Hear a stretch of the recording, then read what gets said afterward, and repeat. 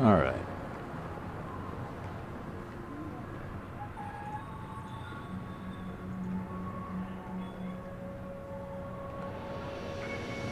Okay.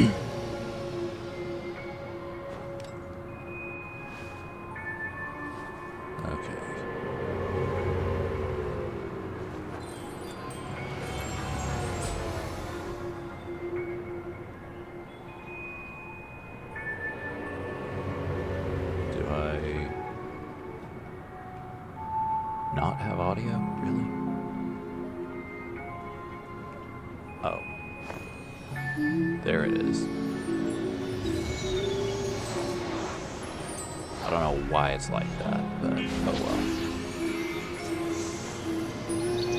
I know for sure it works. Welcome.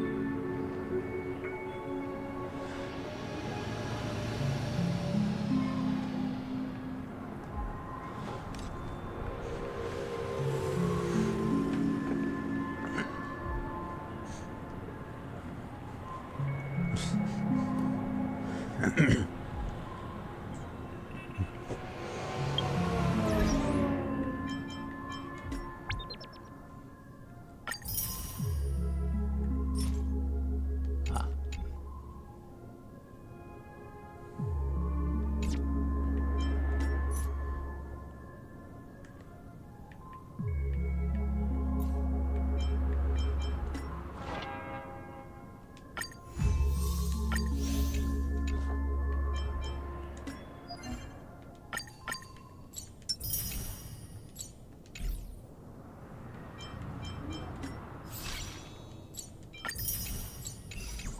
Okay.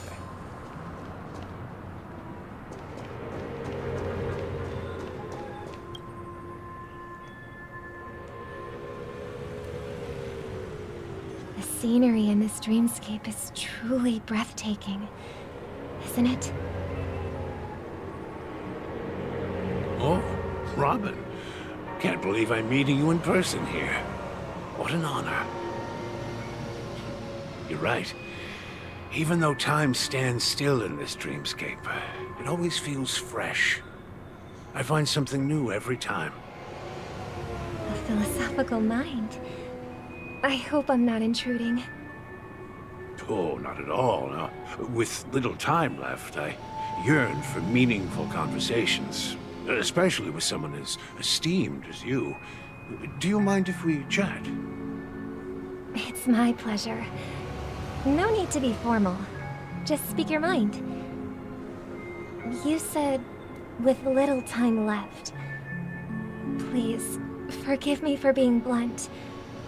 But is that why you came to Penacony? Yeah.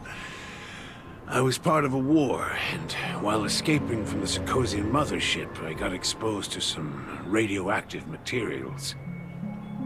And then, all my comrades died, and my hometown was wiped out by neutron bombardments. I couldn't bear to live with everything I knew gone.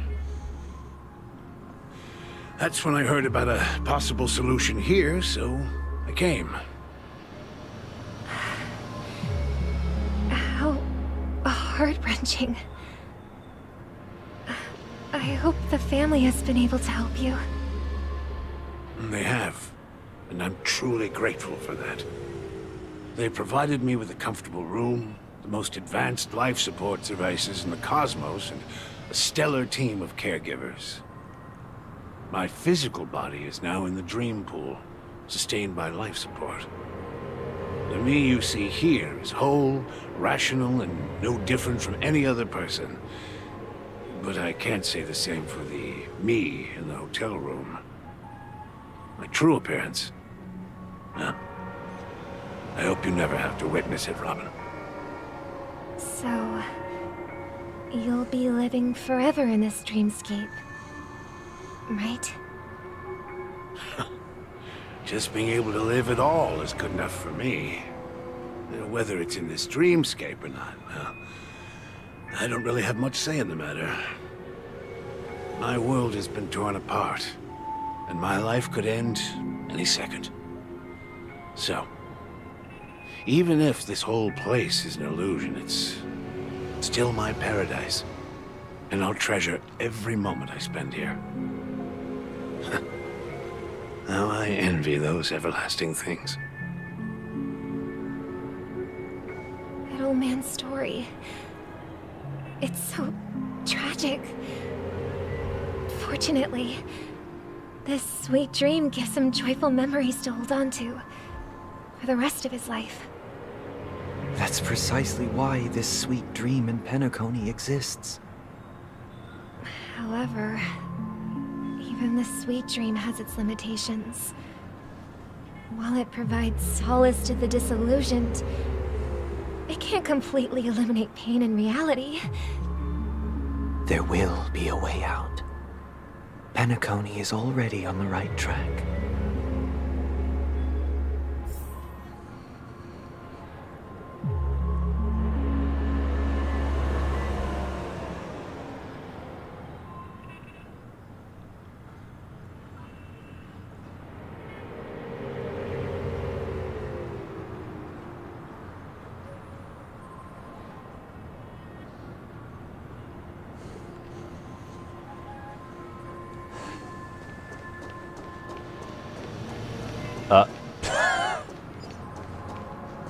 This is about to be interesting. Look what we have here. A lovely young lady. Wait, is that me?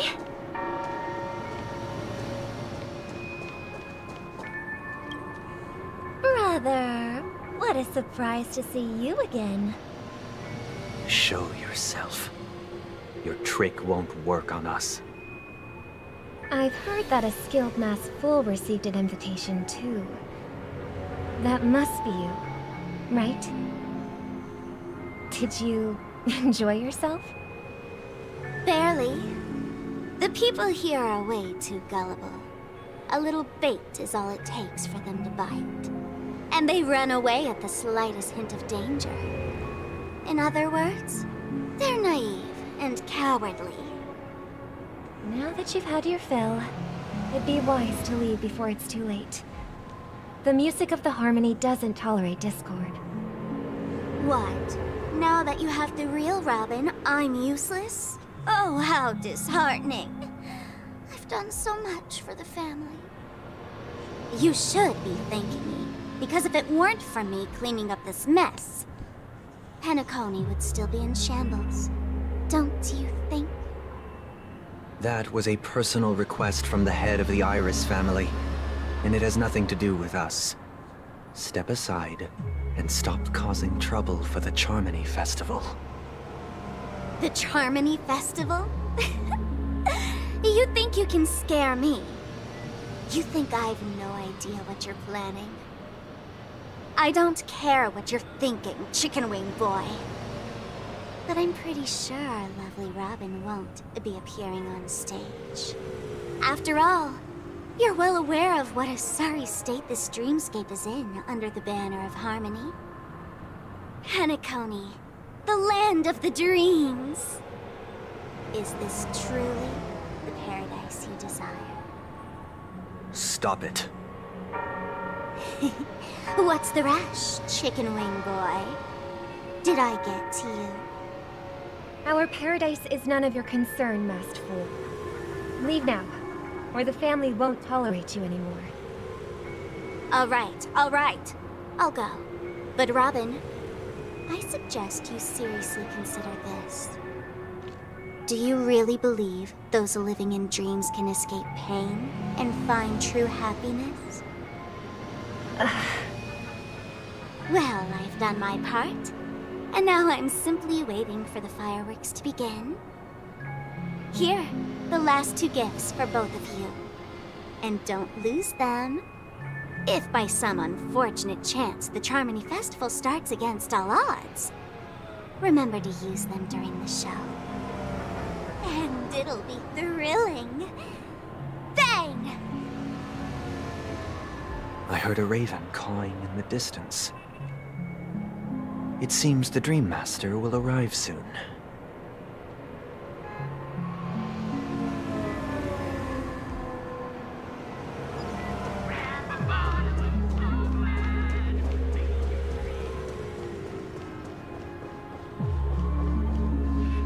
Let's wait here for the Dream Master to arrive. Okay. By the way, brother, I heard you no longer have a sweet tooth. Back when we were kids, you used to steal my desserts. Seems like a lot has changed during my absence. What exactly happened? Well, someone has to stay awake even in this sweet dream. But that someone doesn't have to be you, or anyone in particular. You're carrying too much on your shoulders, brother. The paradise in our dreams. It shouldn't be like this. Penacony is nothing more than a dream. It can't erase the worries and pain of reality, or bring true happiness. It only offers an escape from reality. Nothing more. Remember the old man we met earlier? Without this dream, he might have completely lost himself. That might be true, but even without Penacony, he could have chosen another path. As far as I know, the Intelligentsia Guild has been promoting their rehabilitation techniques for a long time now. That path may have been more ordinary and challenging, but now he is receiving hospice care in a comatose state, and his fate is sealed. Is Penacony granting these people a future? Or is it taking it away from them? Well, don't forget this. Not everyone really has a future. The future for humanity is like the sky for birds. People mistakenly believe that flight is inherent to birds because they've never witnessed those birds crashing to their death. Do you remember how we took in that little Charmony dove when we were young? Yeah. We took care of it. Provided food and water, groomed its feathers. And later, when I decided to leave Penacony, I opened the cage and set it free. Well, I didn't mention what happened to it in my letters because I didn't want to upset you. Shortly after you left, it crashed to its death right in front of your window. I had surmised as much. I knew you wouldn't have avoided mentioning the bird for no reason. Despite that unfortunate outcome, I still believe it was the right decision. Birds aren't meant to spend their lives in cages. They belong in the sky, even if they can't fly. But here's the thing. If there are birds in this world that can never fly, can we really assert that they belong in the sky? Are you implying that the same goes for humans too? Let's take the Astral Express as an example. The Nameless made tremendous efforts to bridge worlds, gaining fame across the universe. However, only a few extraordinary individuals can endure such a perilous journey. That's because the pursuit of the Trailblaze exceeds the capabilities of ordinary humans. Otherwise, why would this path be filled with broken rails, an abandoned express, and even...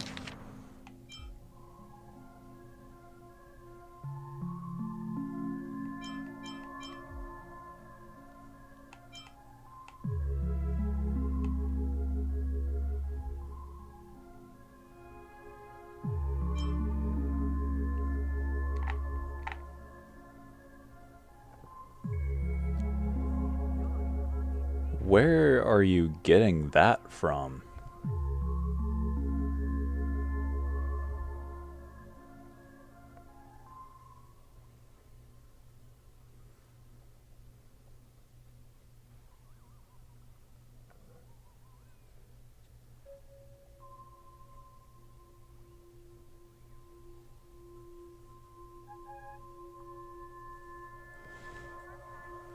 Am I misunderstanding your chat, or did I miss something completely that's too far back to see?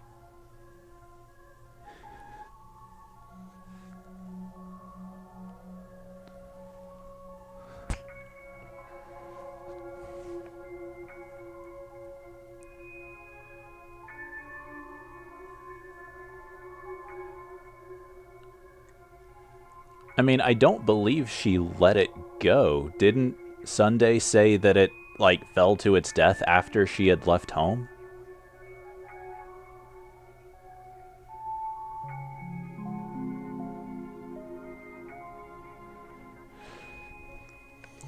Sorry, I kind of got distracted from some of what they were saying because I was trying to find some...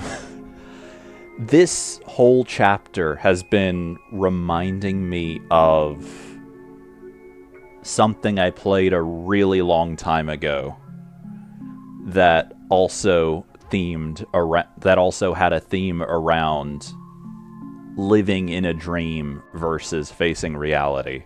And I've been desperately digging through my OneDrive trying to find some screenshots I had of dialogue from it, even though it was so many years ago that I have been having trouble finding it.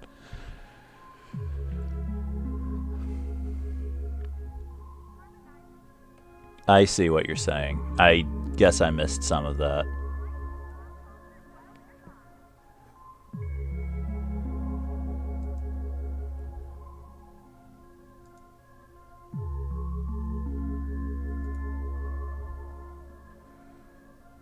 Let's see.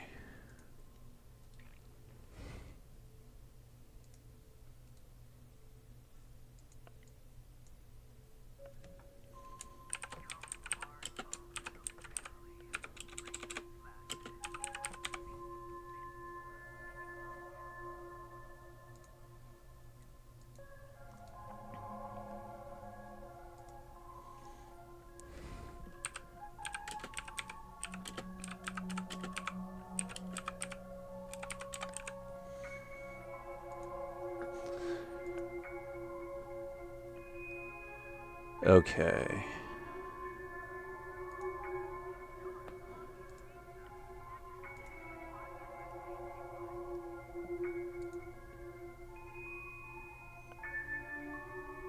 Oh, so does it not actually add if I don't okay, yes it does add.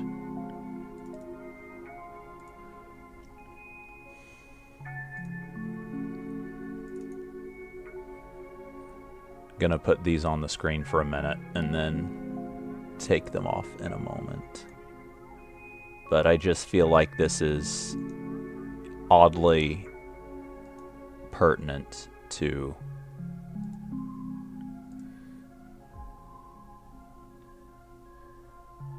where did the other one go?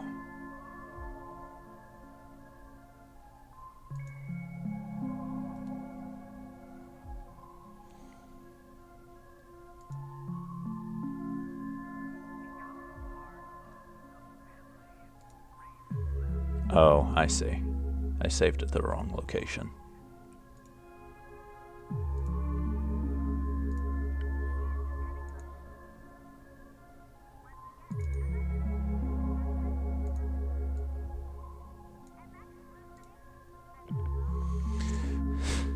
A weird and somewhat nonsensical digression from the stream itself, but like I said, this whole thing just reminded me not so much what we've had so far since I started this stream, but what we left off on for my previous one reminded me a lot of this little monologue, I guess, at the end of something I played years ago now.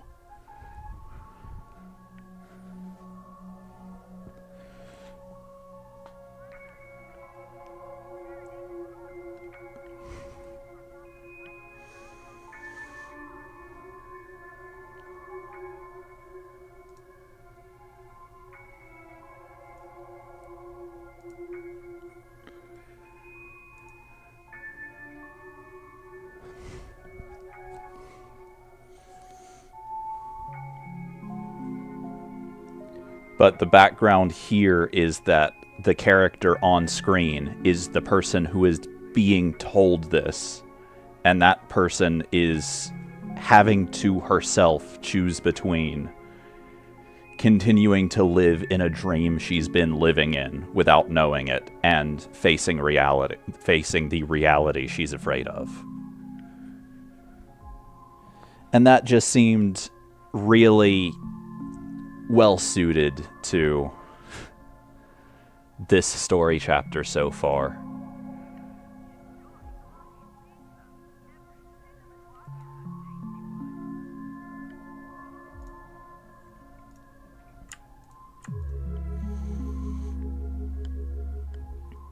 That being said, this is also the reason why I missed some of the dialogue that was going on, so... Even a fallen Eon. That's just sophistry. If that were true, then only the powerful would have the right to determine the future. Unfortunately, that's exactly what happens. Another name for the future is self-value. While this world has its fair share of heroes who inspire people and garner admiration for their heroic deeds, the majority of ordinary people will never become heroes in their lifetime. Some are born weak and vulnerable. Some find themselves trapped in unfortunate circumstances. Some fall victim to malice and cowardice. When it comes to survival, everyone is equal. And the weak can only watch as their value gets constantly diminished by external forces. That's why we should care for the weak and support them as if their suffering were our own. That's what the Odes of Harmony have always taught us. While the Harmony holds noble aspirations, the strong will always be strong, and the weak will always be weak. Even in this carefree dream. Human nature contains greatness, but it also harbors inherent weaknesses that can't be eradicated. In the end, if people can't even secure their own survival, they won't care about the illusory future of equality. As long as the law of survival of the fittest prevails, there will always be fledglings crashing to their death. But if people don't live for the future, do they merely exist for survival? If even you, my brother, don't believe that the Harmony will save the weak, then which Eon can make our dreams come true?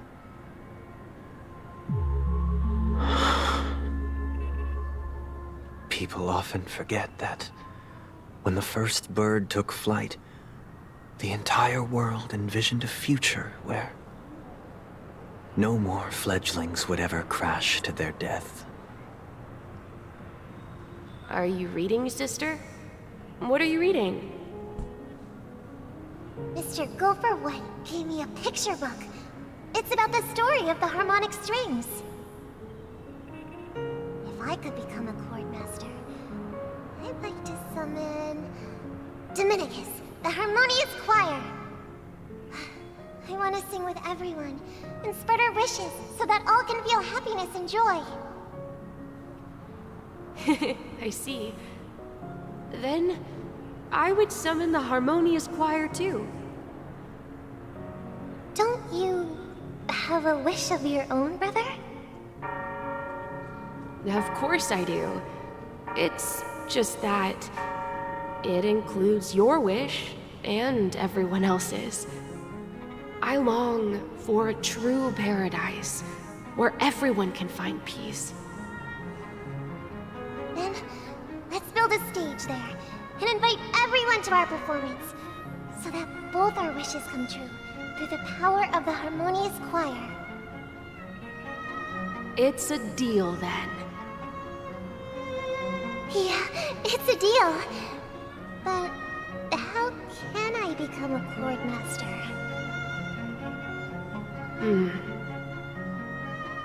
Maybe you will have to become a star first.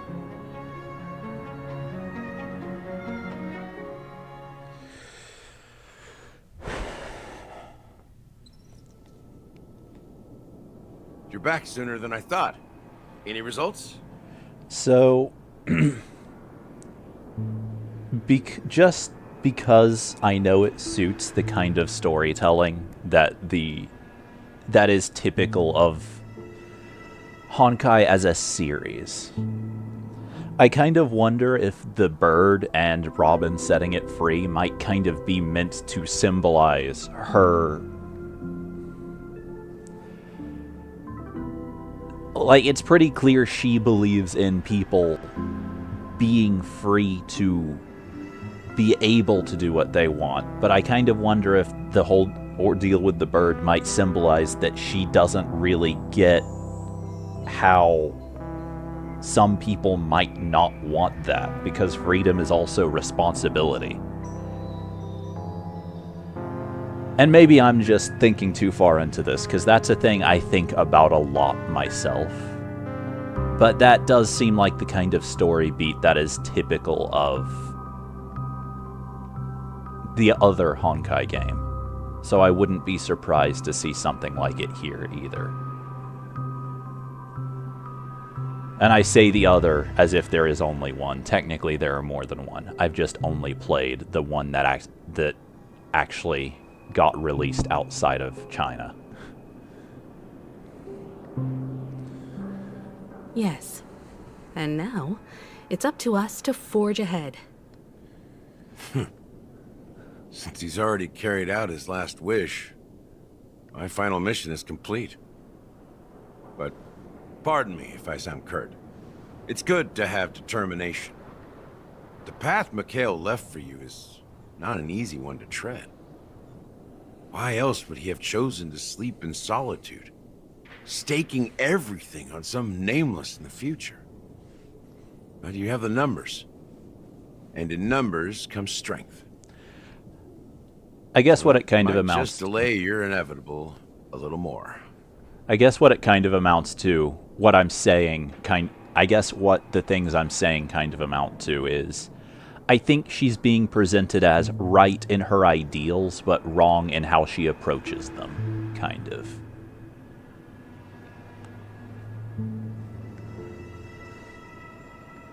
At least that's how she comes across to me, whether that's how she's intentionally been presented or not. Got any more encouraging words? Exactly. As I see it, relying on Welt's negotiations alone is far from enough. Regardless of whether the other party will be compliant, negotiating simply allows us to meet them as equals and won't grant us an upper hand. Penacony is our rival's home turf, and we already have very few chips left to play with. Rather than idly sit around while the family's got us blocked off, an offensive approach might be a wiser course of action. We're more familiar with the Stellaron's properties than most, and since it's the key to stabilizing the Sweet Dream, it's vital to the family's interests. By attacking their core interests, they're bound to retaliate hastily. And as the saying goes, haste makes waste. That's right. As long as we pose a threat to the Stellaron, either with words or otherwise, we have a chance at gaining the upper hand. But the problem is, on the eve of the Charmony Festival opening, how exactly are we going to get close to the theater? Family security will be airtight, and if we brute force it, even if we succeed, it's too risky. So, no one's gonna say anything? Then I'll raise my hand. I know the answer to this question.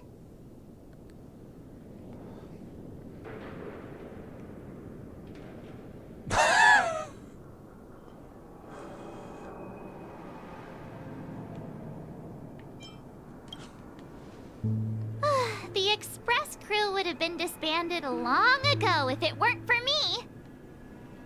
So, I heard that before the Charmony Festival begins, I there want will to be a mention pageant to kick right off now, the festival. the third It's dialogue called the option there, Soul Glad TM Festivity Auditions. the third dialogue or option there something. was just And it's going to be held in the the moment of super sports lines stand. of two different characters smashed together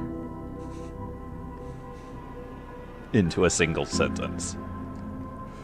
As long as we clinch the top spot, we'll be able to attain the title of Festive Superstar and be able to personally bask in the graces of Miss Robin. not that that's important. It What's was. crucial is that we can enter the Grand Theater before the audience arrives. So, how do we go about participating in these festivity auditions? I've already procured special invite tickets from Miss Robin's fan It's club. worth mentioning, though, pretty much every dialogue option you have when it comes to responding to March is either be mean to March or be mean to March but sarcastically. And then just something wildly goofy that's only barely pertinent.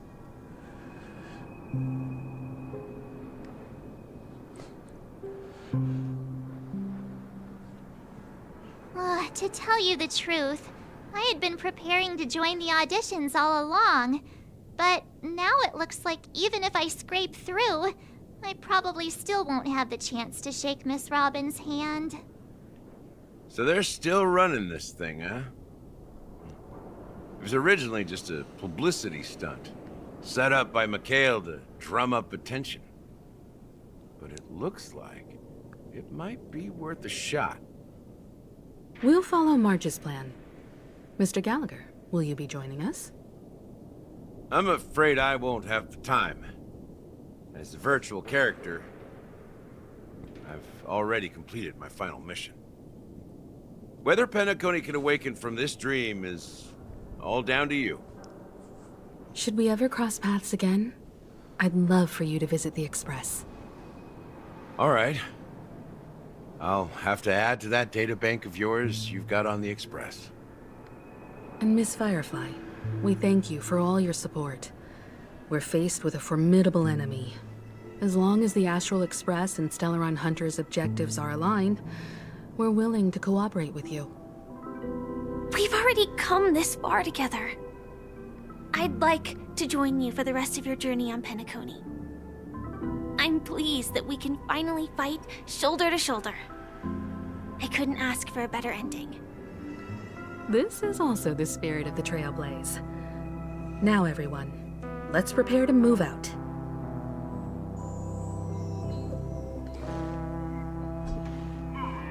Ladies and gentlemen, welcome to Scorched Sand Hall. This is where challengers thrive and dream chasers shine, all under the watchful eye of the entire universe. So, since dialogue is continuing to happen, I'm going to pause it for a moment just to say, given how Robin and Sunday both are kind of figuratively caged birds in their own right, I kind of think the two of them are going to represent their respective ideals on that subject, with Sunday being the caged bird that plummets to the ground, and Robin being the one that flies.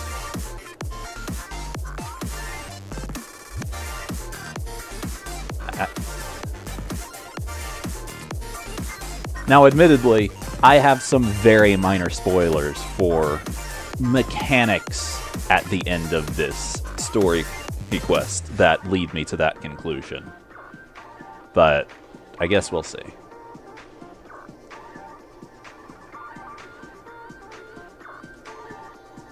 you have ambition, dreams, and the drive, dear friend, the next superstar of Penacony's Charmony Festival could be you.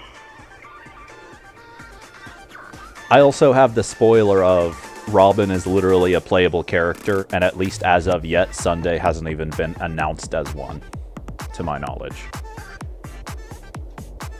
Oh, wow, they've really outdone themselves. Oh, I'm starting to get excited. Behold, here come 4 friends with spirits high and full of steel. Are you aspiring to be the superstars of the festival? Is he talking about us? Yes, you! There's no doubt about it. I see you have all the potential of a superstar in you. Excuse me, you four. What are you hoping to get out of all this? As the last group of contestants, how confident are you in overcoming all of the challenges? Would you be open to a brief exclusive interview with us? It'll be quick.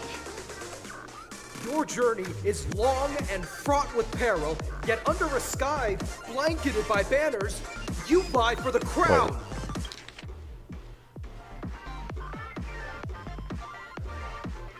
Why are all of these others just like journalists described by their characteristic, and then this guy, he's described by, oh yeah, he follows the path of the hunt. The sword and rose! Protect the beauty! The beauty! Magnificent and majestic! Okay, well this one also follows a My knight's path, head just is not hard on. as Okay, steel. maybe I'm Brother just missing Lance Focus something is with the stubborn others. as a heel. We don't all have to be winners, but if we don't have fun, we'd all be sinners. People are pouring in. Kind of feels like all sorts of baddies are showing up. Let's get in there quickly and enter the competition. Ladies and gentlemen, please make way. Make way. Coming towards us now is one of Penacony's top 10 wealthiest tycoons and the soul-glad business empire's founder, Mr. Aideen. Allow me to introduce myself. I'm the director of Soulglad's factory, Aideen Lena. My four friends, introduce yourselves to the audience across the cosmos. Hello, everybody. I'm Himiko, a nameless from the Astral Express, and these are my companions. Don't you guys need to hide your identities? Can't hide it anyways. Penacony is plastered with our posters. And because the Astral Express is so well known, the family won't dare to make any rash moves.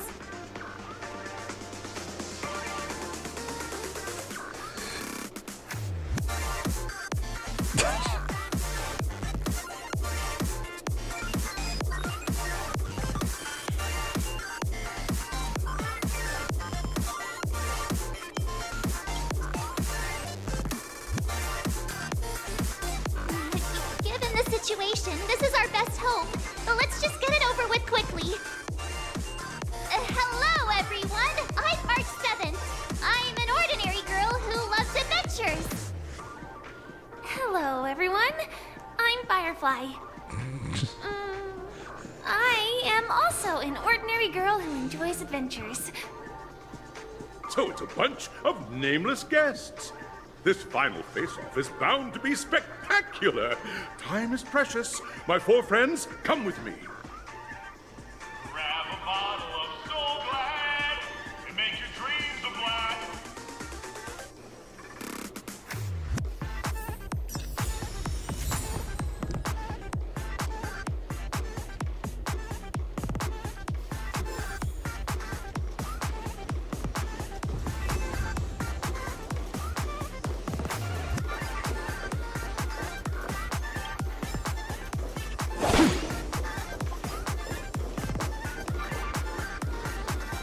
This place is buzzing. That's right. This venue is a miniature representation of that time known as the era filled with boundless possibilities. Why? What is this?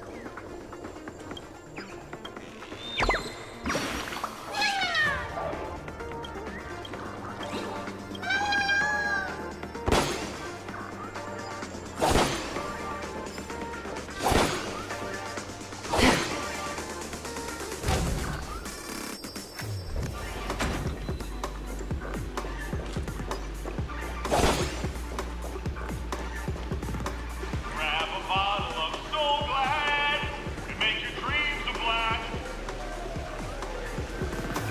Nameless, your arrival reminds me of the grand occasion when Penacony was first established. I was still a young, bright-eyed lad back then, lured here by the watchmaker's ads, full of zeal and ready to make my first fortune in life. Once, during a particularly grueling day, I passed out and was resuscitated by a drink from Mr. Sousa. That sweet taste has since been... The dream-chasing era was truly a... I wholeheartedly hope you make it to the finish.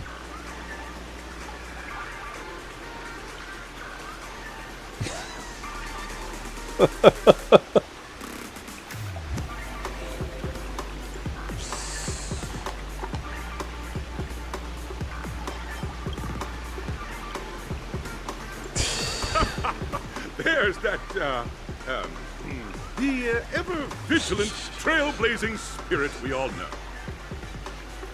Hey, you should really fix that defeatist mentality of yours. Miss March, how about you? Hello, everyone! Next up, get ready for the Mega March 7th Adventure, where I'm going to break the speedrun world record! Trailblazing into the uncharted and challenging the limits. That's Miss March 7th for you. How about... I hope that by the end of this journey, everyone will have achieved the outcome that they hoped for. Ah, a wonderful wish! Miss Hinton. Safety first, everyone. Simple words, but full of warmth. Waiting for you are 3 stages, each connected to that era. The first 2 stages offer 2 distinct paths to choose from, with unique challenges on each route. And in the last stage, you will face off against Those Are the Rules. Simple. Everyone clear? Now. Everyone, as the Charmony Festival is drawing closer, we must reach the end as quickly as possible. Factoring in efficiency and safety, splitting up into 2 groups is the best choice. March and I haven't known Miss Firefly for too long and aren't overly familiar with her. It'd probably be better if the 2 of you paired up. Fine by me. Let's do it. All right. I don't have a problem with that.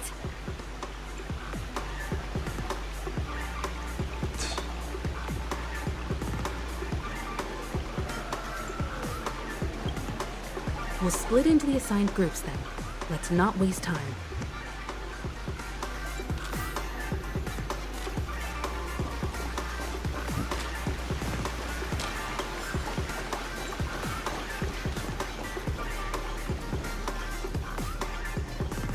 Welcome to the first stage of Soul Glad Enterprises' 33rd Scorched Sand Fest. In the School of Acting Challenge, you have to complete 3 performances from Now, make your choice.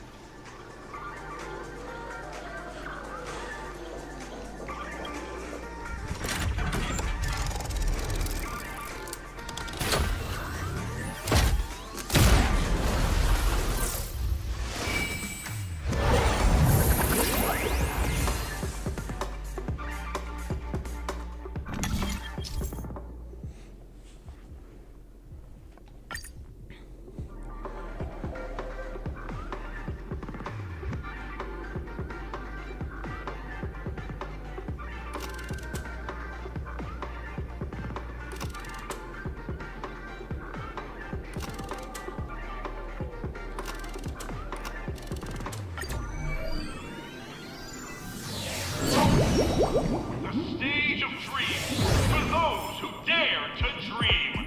Welcome to the School of Acting stage.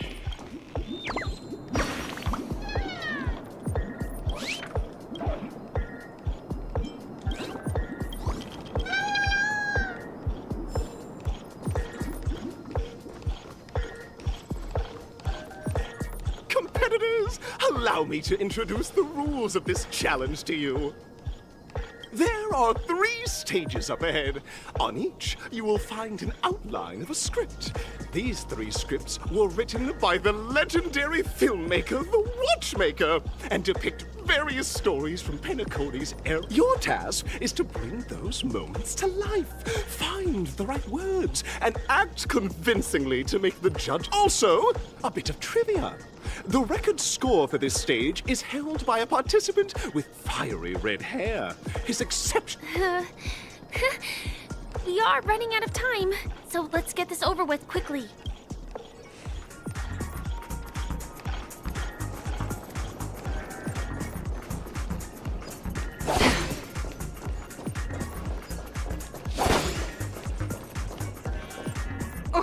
Just take a look at this pair!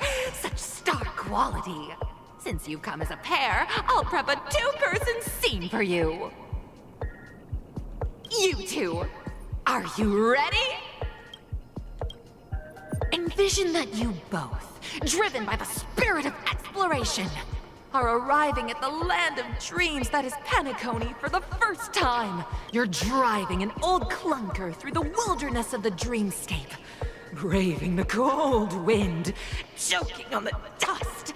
And suddenly now, Mr. Greyhair, what line would you deliver to...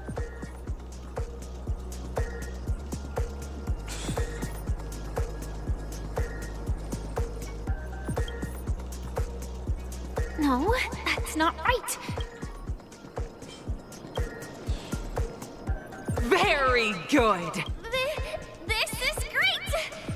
Very good. Very intense. And then we cut to the story's next scene.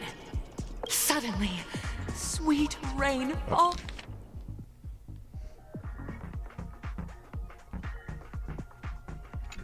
from the sky. Now, Mr. Greyhair, what?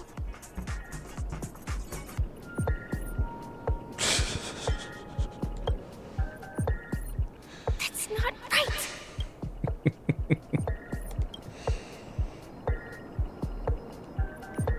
But at this moment, your partner yet gazes into the sky. Perhaps we were never meant to succeed. Right? Fantastic! Both of you have an incredibly solid foundation in dialogue delivery. However, lines aren't everything in a performance. Up next, you'll be I hope these tests won't take too long.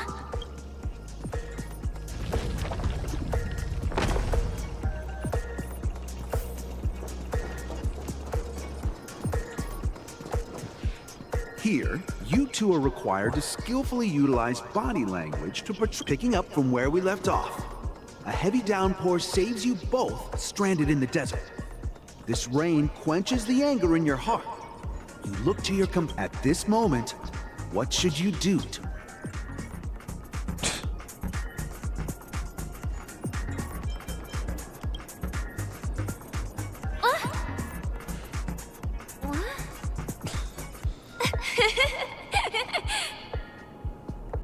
Right answer! Your companion sees you rolling about in the sand and thinks about the arduous obstacles along this journey. She can't help but... I'm gonna get back on my feet and keep moving forward. A tug at the heartstrings! The story continues to develop. The heavy rain leads you both to sense a business opportunity. So you start venturing into the umbrella industry. But just as the business begins to pick up, competitors start... You have no choice. The goods you stockpiled at high prices have to be sold at a loss. This is a pretty self-destructive move, which drives your business to the brink.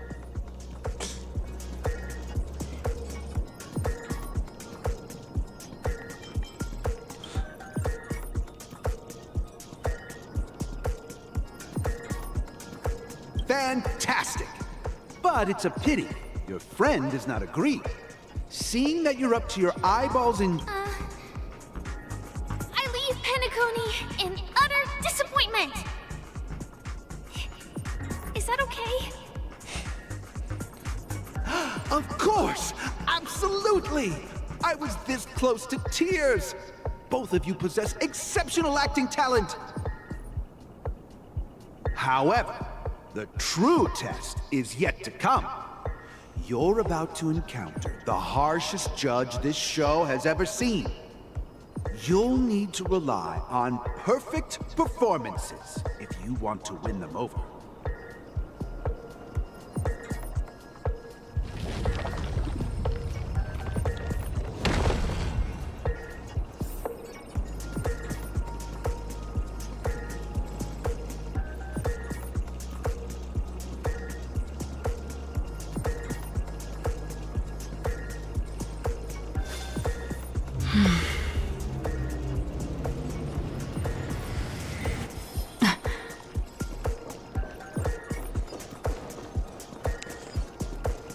I'm going to put another image up on my stream real quick.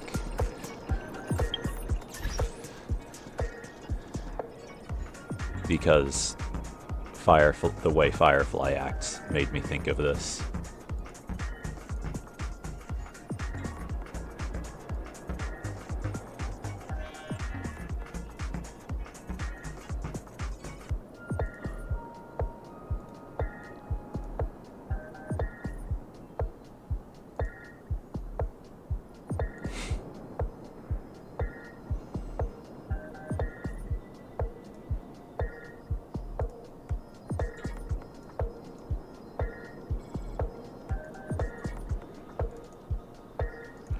This is something I happened across a couple of weeks ago and just thought it was really funny.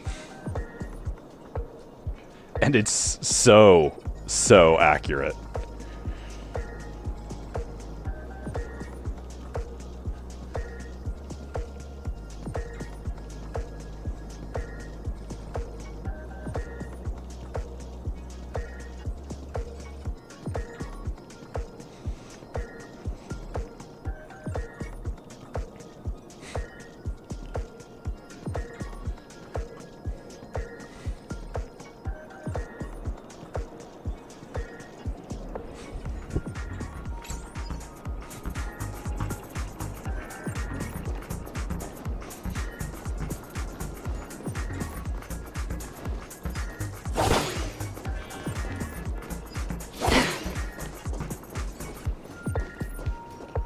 Welcome to the final stage.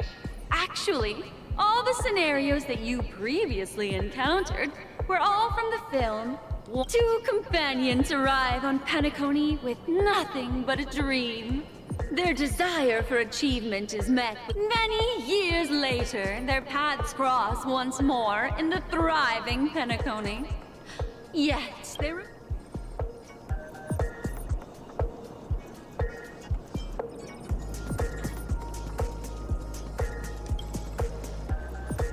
Against the backdrop of a revitalized Penacony, the joy of reunion mixes with the sorrow of past separation, the awkwardness of being strangers. Give it a shot. Try and convey this bittersweet. Is this ever going to end? I know. Why don't you try? Neat. So instead of actually Your continuing the game performance is show, I'm just gonna far brainwash the person. satisfactory.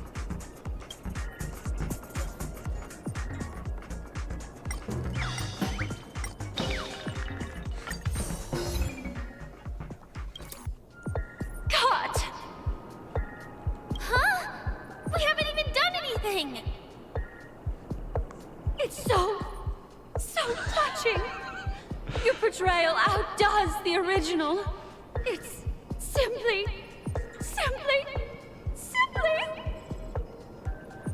beautiful. We have passed the test. We ought to hurry up. Stellaron is at stake.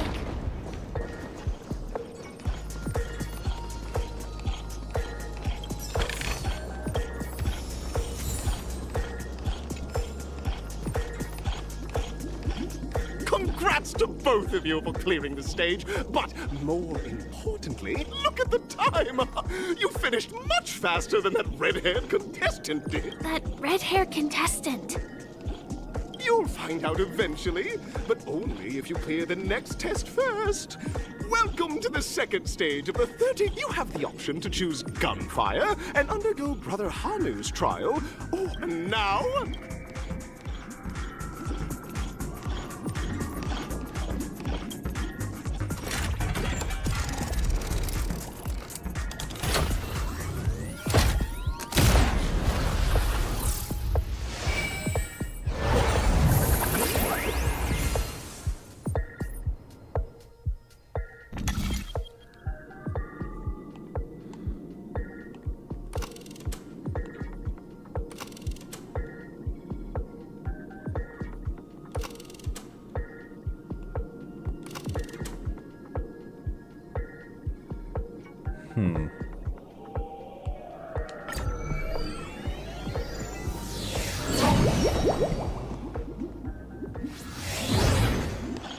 Dear friends, welcome to the wonderful world created by the Watchmaker. It's said that the Watchmaker dreamed up the idea of Clucky when he was just a boy. Back then, like a skilled pilot, he steered them towards the right path. Contestants, may you have... The trial of time. I hope it won't waste too much of our time.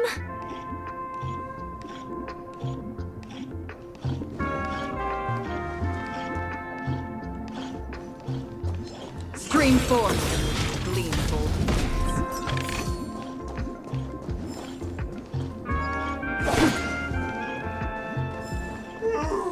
Am I just a frail big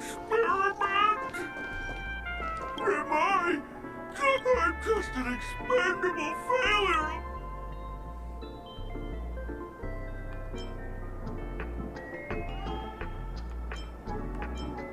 Don't be naive, buddy. Failure isn't a sickness. You guys are just like the other challengers. You want to enter my inner self? See? I'm just empty inside. Tick-tock! It's time for me to... Clocky? I can also see him. Is this character part of the show? In Dreamville, Clocky is everywhere and can do anything!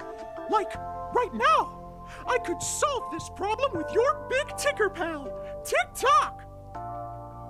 I can't believe it's actually Clocky! Why would you come and visit a failure of a clock like me for no reason? You see, we're all clocks. I came across... Please, just leave me be. Oh dear. Seeing it... Alright, I'm guessing I have to do the puzzle first. I guess even troop members can experience existential crises. Don't worry, miss. I've already been... Over here, my friends! Better use that hamster ball knight speed!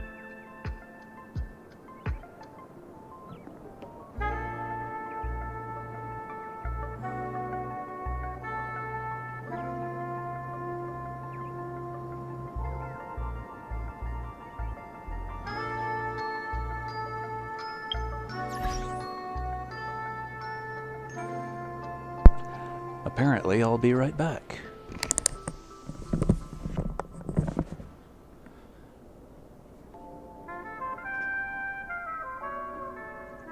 There's no reason to close that when I need to go out of my room.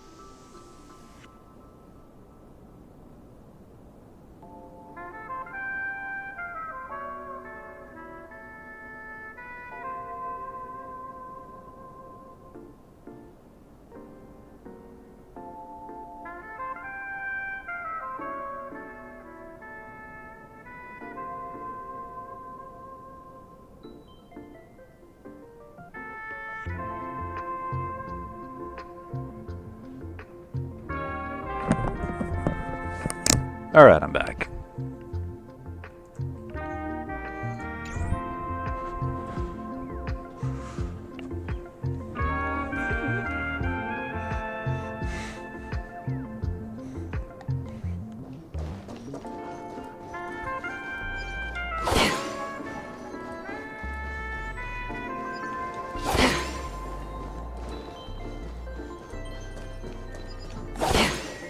This must be one of the missing parts that Big Tigger needs! That's great!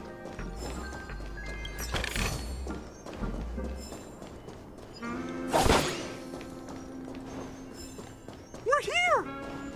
There's a missing part on the opposite side! But how do we get over there?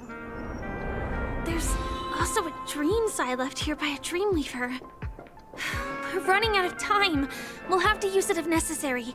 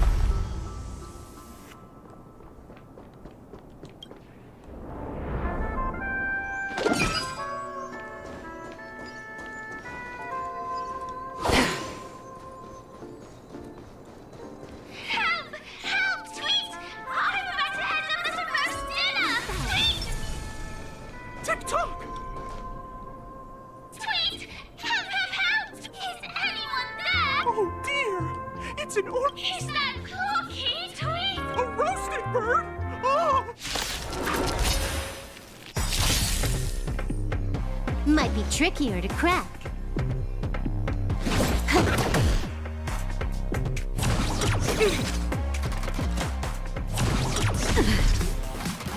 Did you come here of your own volition? In the still waters of oblivion, I guide the wandering souls. I weep for the departed. Let's take a moment to consider the fact that after how long my stream was yesterday and however long it's been today, I think this is the first fight I've gotten into throughout this chapter.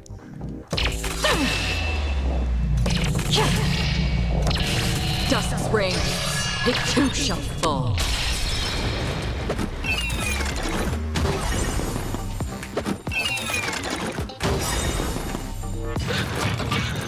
No matter.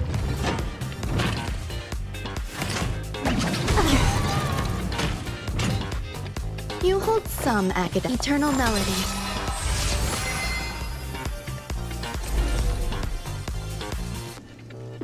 Information. In accordance. Can you let me have some fun? Time for a buzz. Existence as fleeting as the dawn's dew, destined for oblivion. There's more to life than drawing breath. Pay attention. Time for a buzz. The Omniscia sees through you. Together as one. On the still waters of oblivion, I guide the wandering souls. I weep for the departed.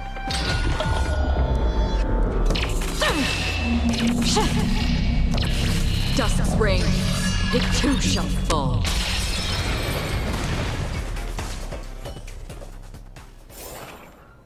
Another blood debt repaid.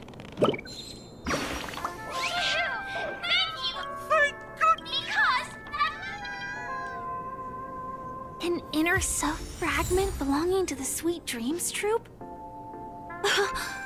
This is just too surreal.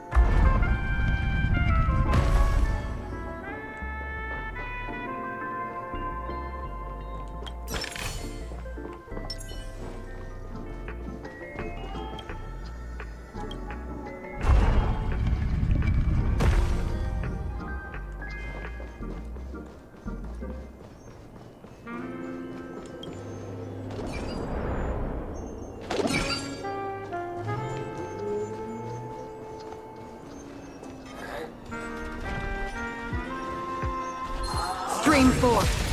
Gleam of old blades.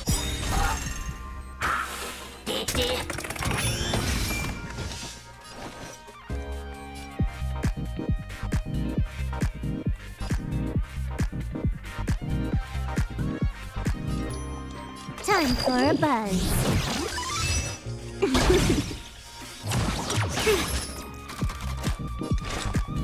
Existence is fleeting as the dawn's dew, destined for oblivion.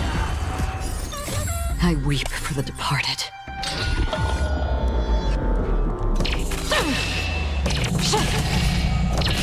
Dusk's reign, it too shall fall.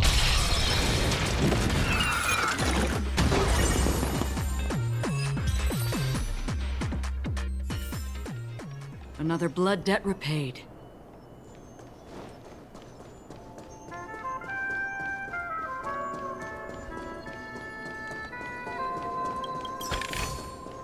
Don't forget to let your friends in on the action.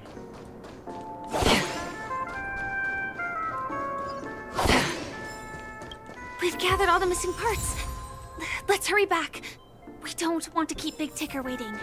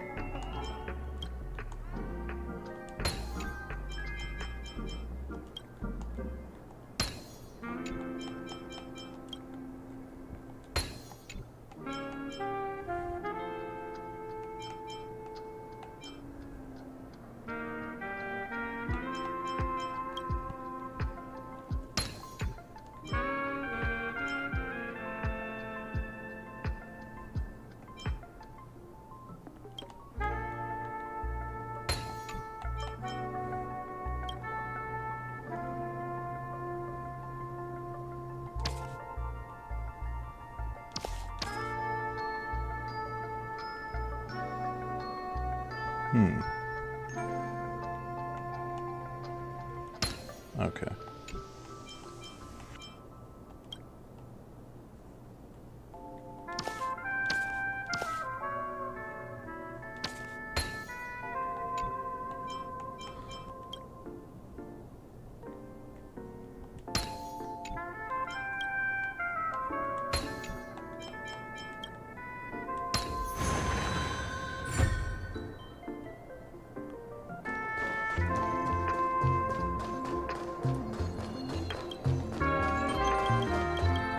Why is my ping so high all of a sudden?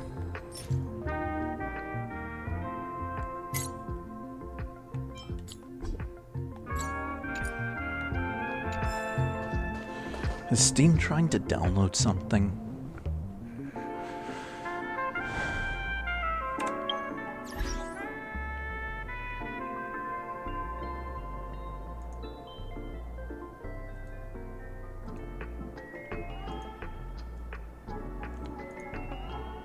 No.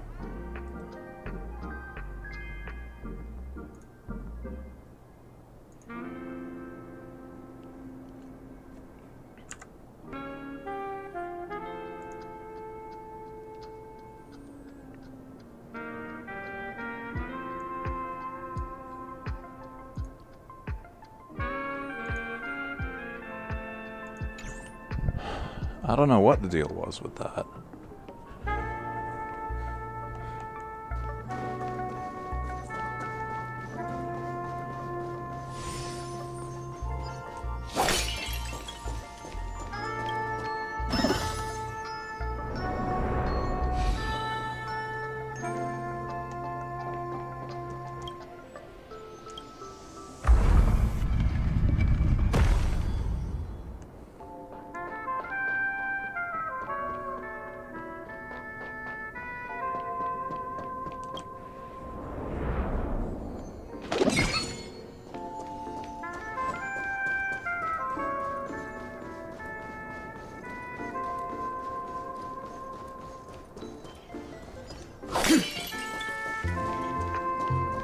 Stream 4.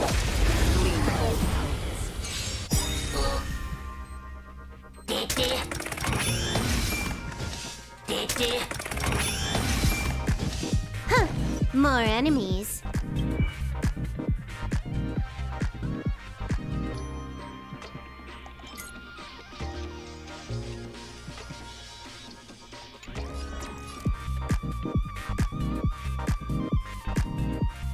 Time for a buzz.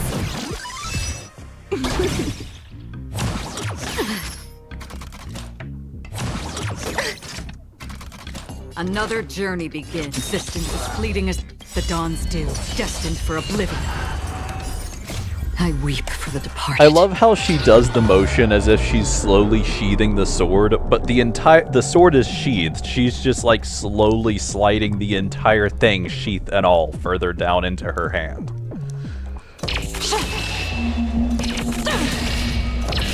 Dusk's reign, it too shall fall.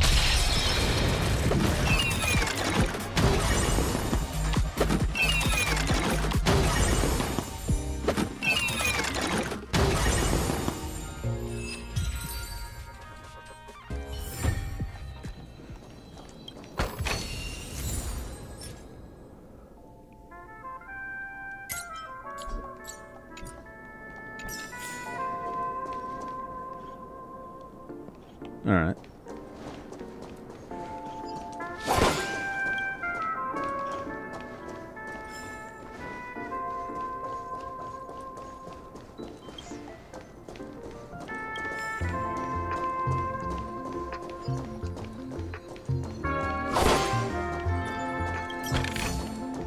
Don't forget to let your friends in on the action.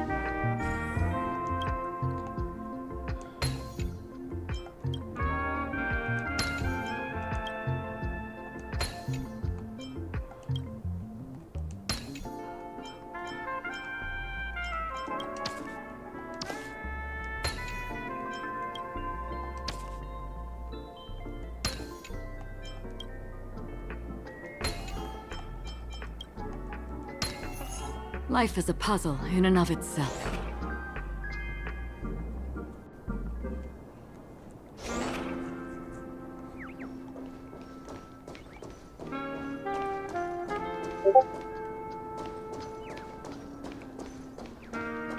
We're back!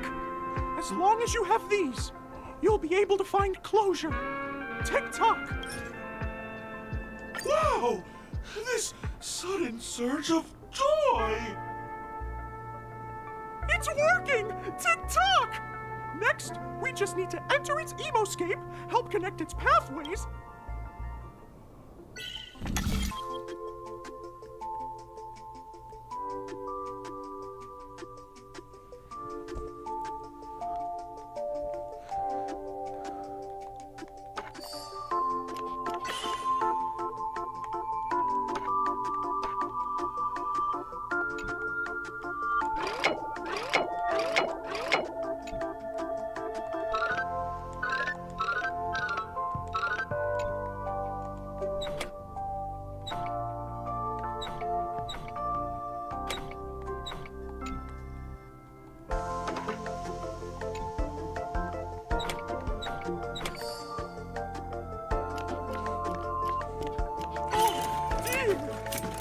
What's going on in here?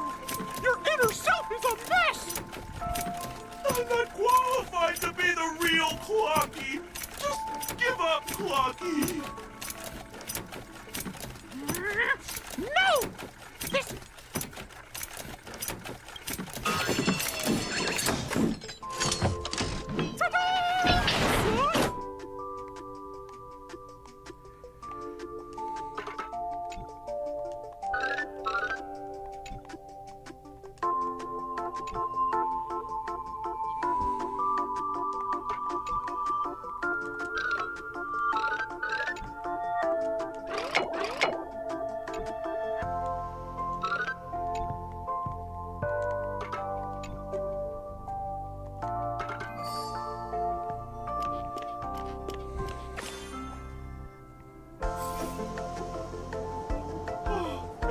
Clocky! If not for you, no problem at all! Go forth, my friends!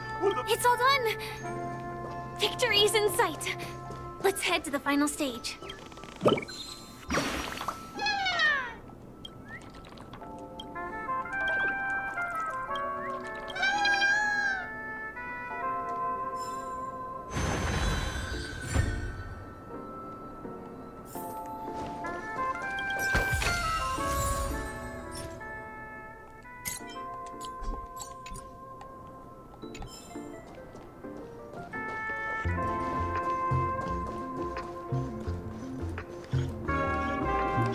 Alright. I'll be right back again.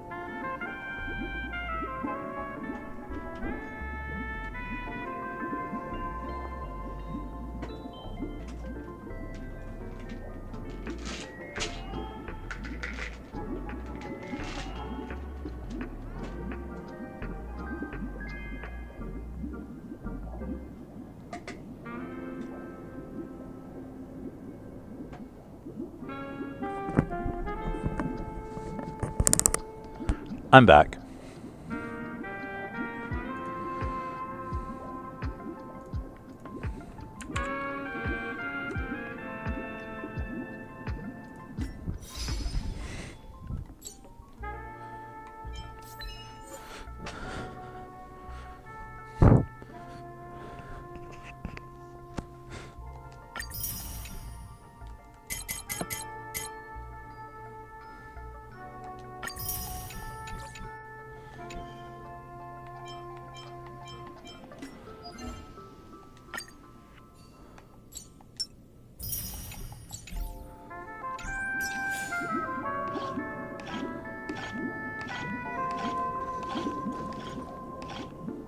Congratulations to both of you! Oh, you've overcome all obstacles and proved in the final stage you will face the defending champion.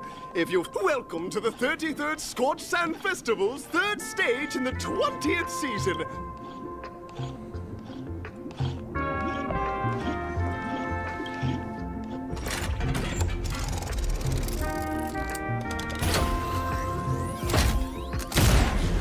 So I have a guess as to who the person is that they keep talking about.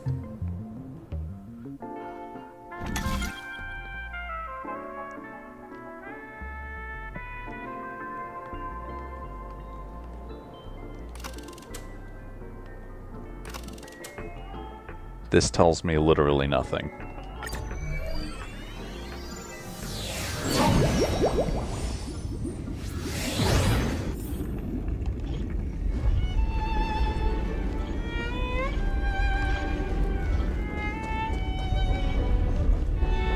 No way. Yep. I think I just saw someone. Someone extraordinary.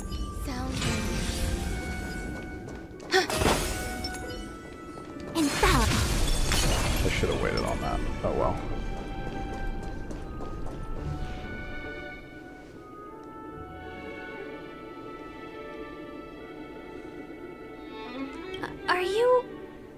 Night of Beauty?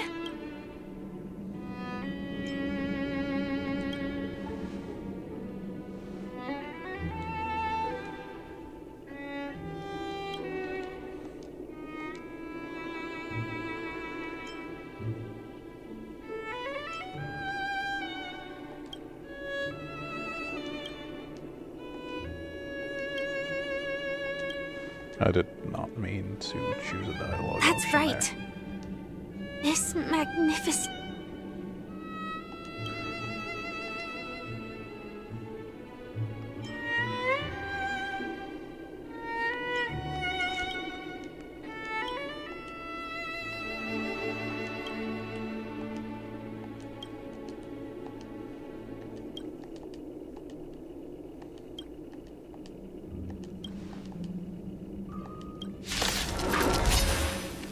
All things are as one. Might be tricky. Yeah, the but dialogue crap. took too long. I lost Fu Xuan's guard, Time for a buzz. whatever it's called. Behold, this symbol of pure beauty. That's not great. Did you come here of your own volition? Or what? From the still waters of oblivion I guide the wandering souls. I weep for the departed.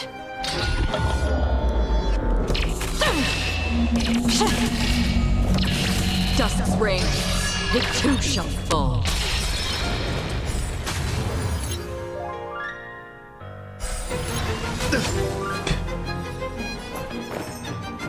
You'll do. Converge and awaken.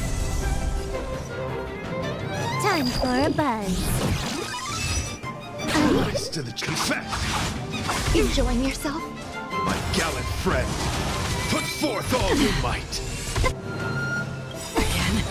All things in this world have their laws, yet stratagems, constellations are human creations! Half the work is already done. Huh, more enemies. You hold some academic. Pay attention. Rise to the challenge. With all my power, scry the future!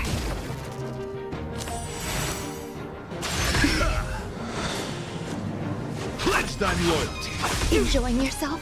Yin and yang, life and death. Another journey begins. Existence is fleeting as the dawn's dew, destined for oblivion. I weep for the departed. I should have saved this for his next phase. Dusk's reign, it too shall fall.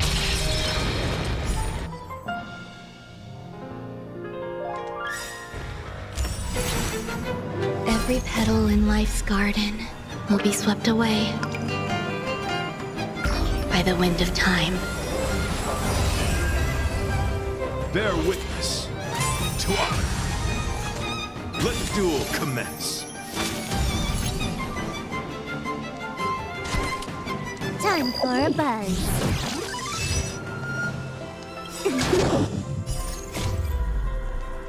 At this speed, too slow. Rise to the challenge.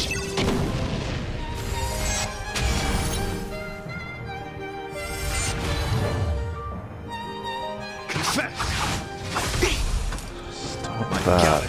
Okay, there goes. Forth all your might. Come on! Yin and yang, life and death. The Omniscia sees through you. Information in accordance. Did you come here of your own volition? From the still waters of oblivion I guide the wandering souls.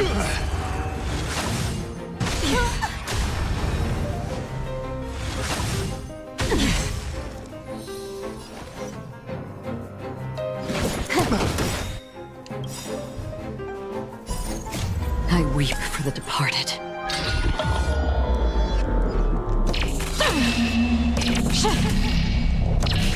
Dusk's reign, it too shall fall.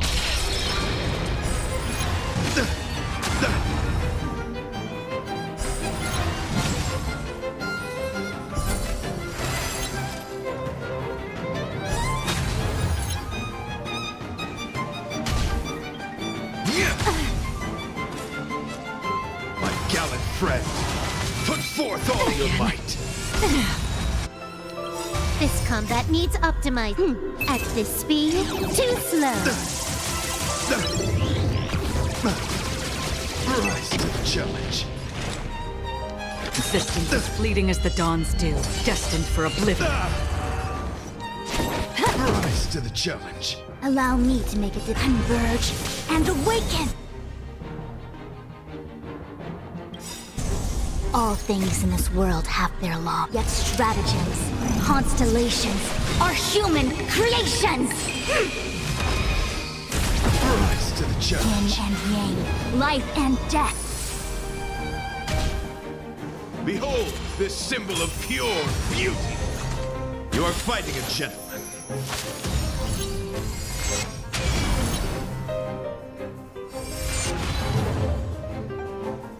Another journey begins.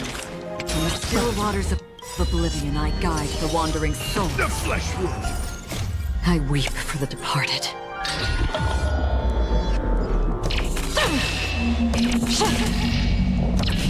Dusk's reign, it too shall fall.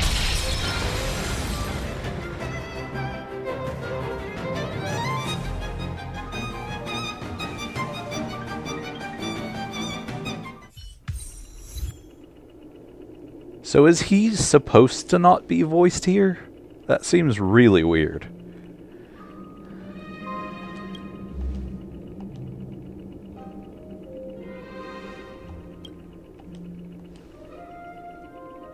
We don't have much time. May fate allow us to meet again, Knight of Beauty. In that case, let's make our way to the end. Penacony's really thronging with talent. I hope we make it in time.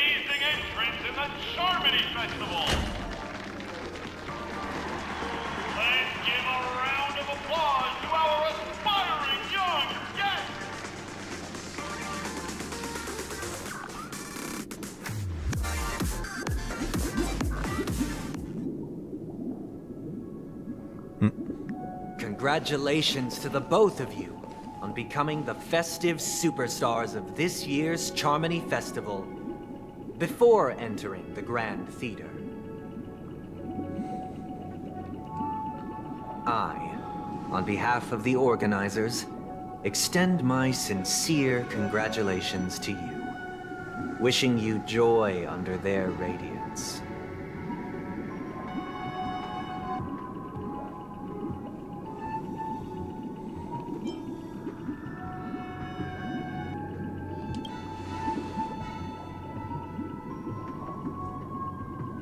As previously promised, my sister, Mr. Yang, and I have met with the Dream Master.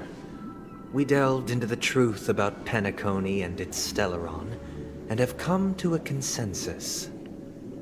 Both I and the Oak family cannot acquiesce to your request. Shocking. Just as expected. We acknowledge the perspective of you, Nameless. Penacony does require change, but not as you propose. The planet of festivities cannot and will not revert to a place characterized by chaos, disorder, or anarchy. Through your journey of overcoming obstacles, You must have glimpsed the essence of that era. The vulnerable ruthlessly eliminated. Equality non-existent. Common folk living precarious lives, eking out a dreary existence. Ultimately, only heroes like yourselves manage to achieve success. But I would dare ask, if you did not possess the special status of having a Stellaron, and you were but an anonymous and frail member among the masses, which Penacony would you prefer? A dystopia for the survival of the fittest, or a sweet dream paradise for all?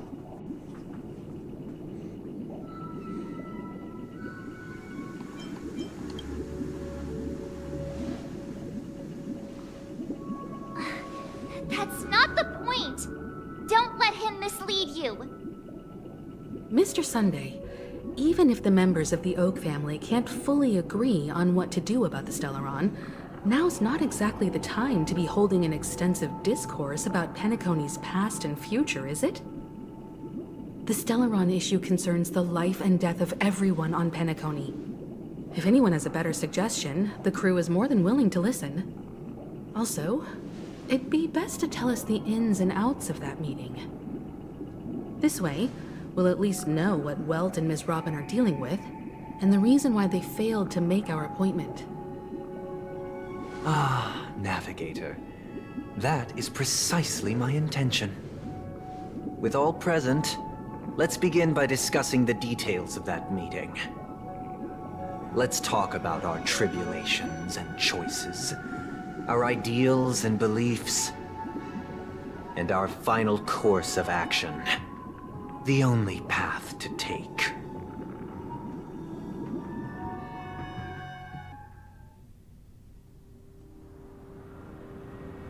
You mean to say that for the longest time, there have been scoundrels who would use the Charmony Festival that I have bequeathed to the masses as a tool to realize their ambition? Indeed, Dream Master. Once the Charmony Festival begins, the Stellaron's powers, along with the song, will be broadcast across the entire planet of Penacony. And then everyone in their dreams will be unable to awaken. This is indeed surprising to me. The dreamscape is maintained by the collective effort of the 5 families.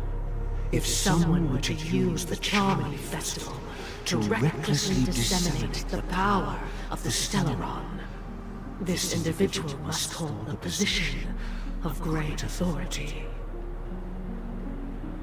Do you have any suspects? I'd like to ask, did you really not know of the Stellaron's existence? I would have never thought that this Nameless would point the spear at me. Quite astonishing indeed. If I have offended, the Astral Express extends its sincere apologies. But the current circumstances are dire and leave no room for meticulous inquiry. We're doing this out of concern for the Dreamscape's safety. So, if you could, please alleviate our concerns. Dream Master, it's just to prove that the Charmony Festival has nothing to do with the Stellaron. If we're being overly cautious, I will return to the stage to offer tribute in song, just per the arrangement.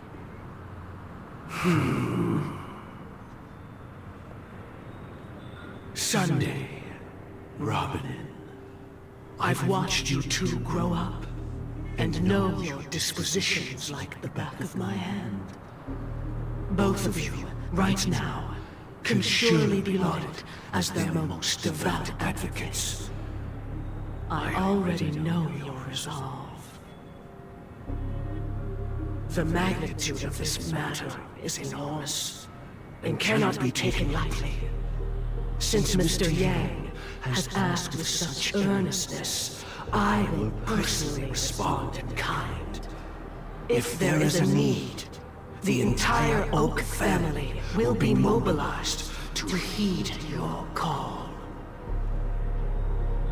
Someday, might I ask you to beseech them to cast their light unto me, and question me in their stead, so that no lies may be concealed? I will do as you command. Robin, could I entrust you to be present as a witness, to document the truth, and to proclaim my innocence, so that all slander may be utterly dispelled? I will do as you command. May thy will be carried out on earth, just as it is in the heavens. Oh, triple-faced soul, please sear his tongue and palms with a hot iron, so that he will not be able to fabricate lies and make false vows. Let us begin. There is nothing else to prepare. Understood. Question. Have you devoted your life to your god, never worshipping other gods? Naturally. Do you love your god as you do yourself, always heeding their admonishments? Naturally. Have you strayed from the path expected by your god, betraying their name? Never. Honestly, everything Have you about ever the been Harmony, inordinate with ever your asks since of your god, coveting more it was than the first foundation really of creation introduced itself? in the first Penacony chapter, has been kind of cult-like. Never. Then, a final question. Do you swear to fulfill all vows, past, present, and future? With the Eon as my witness, if I do not deliver on my words, or if I renege on my vows, may I be cursed in accordance with divine law. They have seen your faith, and have endorsed your faith. With this, it can be evidenced... Just a moment.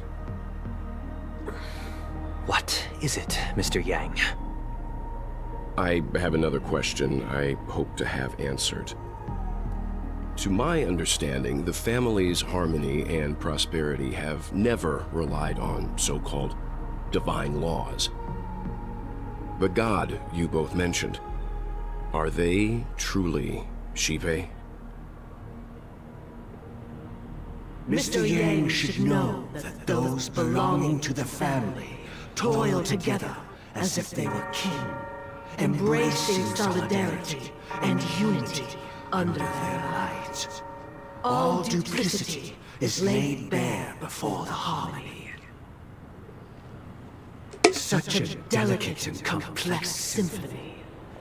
Which other god could perfectly harmonize this, if not for the Great One, Xipe? Perfectly harmonize. Therein lies the problem. It isn't an outsider lurking in the shadows who changed the harmony, but a dissonance that has surreptitiously emerged from within this very symphony itself. In the distant past, there existed an Eon. With one flick of the wrist, they crafted the laws of the cosmos. Their followers formed the Beyond the Sky Choir, spreading solemn and reverent hymns throughout the universe. Later, they fell. The route traversed by this Eon clashed with the harmony, ultimately being absorbed and fused into it. The chorus that once reverberated across worlds fell silent, and when it echoed anew, it was transformed into the hymn of harmony. Though an Eon may perish, paths with no masters still linger. In the all-forgiving harmony, Echoes of bygone dissonance may subtly arise. Mr. Yang. Being overly astute can be a detriment. Especially when you find yourself alone and without allies. So this is how it is. For the sake of our grand cause, Sunday, please afford these two an opportunity to rest. What? Or alternatively, maybe it's whatever Welt is talking about besides the harmony is awfully cult-like. Sorry, Robin. It's just you. I did not wish for you to know this. Welt is challenging that the family follows an Eon other than the harmony, and he has been subtly proven right by the response he was given. And Robin didn't know that until this moment, apparently.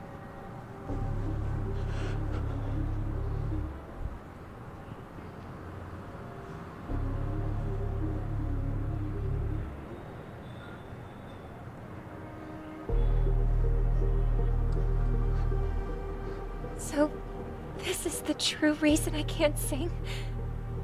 The shadow that envelops Penacony is actually... We were never children of the harmony. Our ideal paradise could not have been crafted by Xipe. True bliss can only be guaranteed by the one who transcends the many. Within the foundation of law, humanity establishes civilization, and through harmony, we obtain order. Unbelievable. To think that there would be remnants of the Order on Penacony. What have you done with Mr. Yang and Miss Robin? Don't worry. I just gave them some time alone to ponder their fates. You should know that these actions make you an enemy of the Astral Express. Should we need to stand against the Nameless, it would only be myself and the Oak family involved. But we haven't reached that point yet, have we? Your efforts for the justice of Penacony are evident to everyone, and have been widely observed.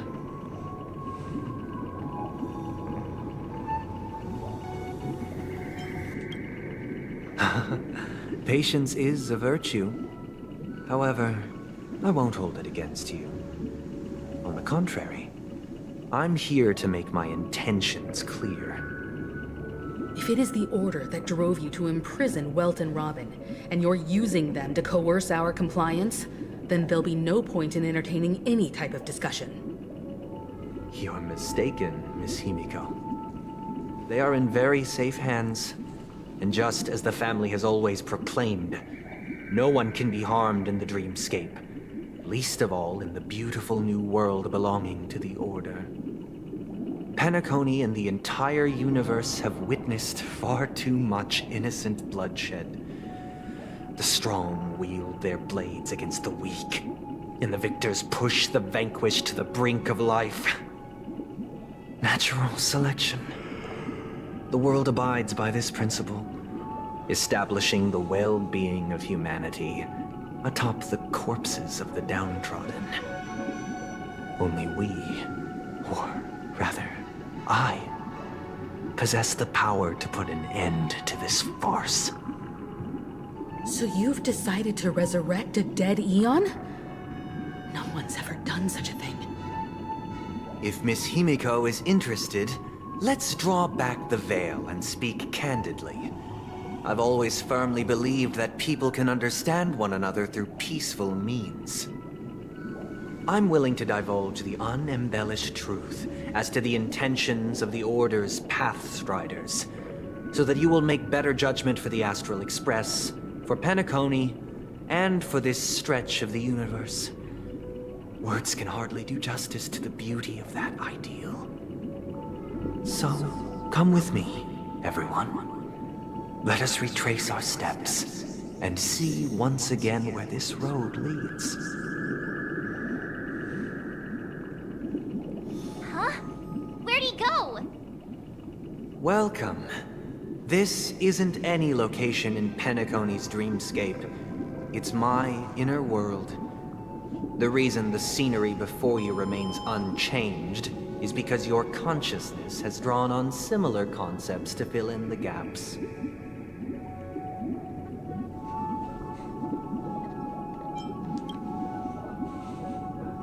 That means... Did you do the same to Welt? It's a tuning process, stronger in effect and more draining on the mind. The gray-haired guest has experienced it before, so he should understand what it entails. Tuning allows you to intuitively grasp my feelings, which also means that I cannot hide anything from you. Now, everyone, please look at the huge screen. The road we once took begins here. From this point on, you will witness the numerous decisions I've faced. I've selected a portion of these to share with you. I believe after going through similar predicaments, you'll be able to better understand my thoughts. Let's begin. The first decision. A story about a baby bird. This story happened when Robin and I were very young.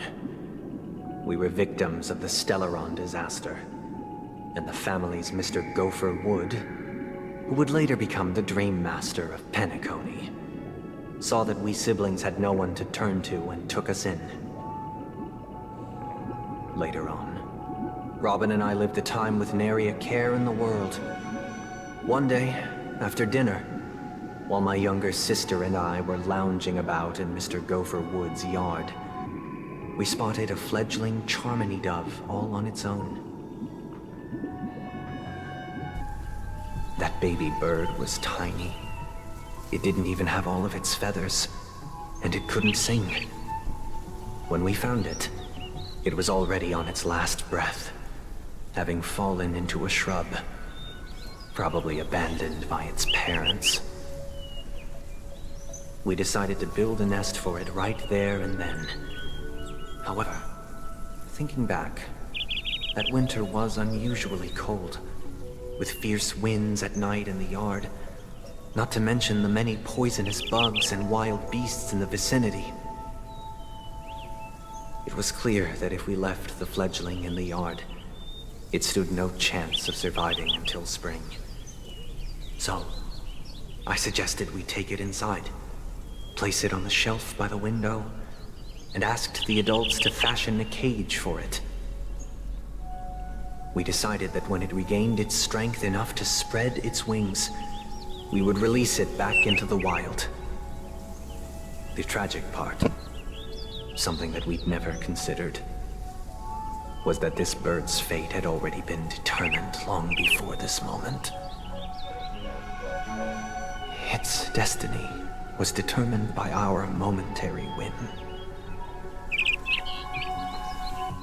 Now, I pass the power of choice to you all. Faced with this situation, what choice would you make? Stick to the original plan, and build a nest with soft net where the Charmony dove fell. Or build a cage for it, and feed it, giving it the utmost care from within the warmth of a home. He's seeing all the people in the eagerly dream await your answer. as being the same as that bird.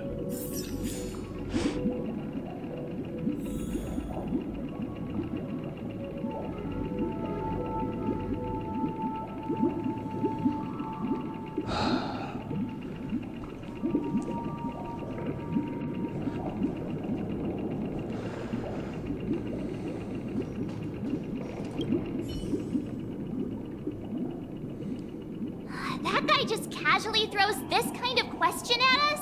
What exactly is his deal? But fine, I'll answer, I guess. If it were me, I guess I'd choose That's what to I build figured. a cage for the little Charmony dove. After all, leaving it there, it's bound to get hurt by wild animals or something. And that'd just be too sad.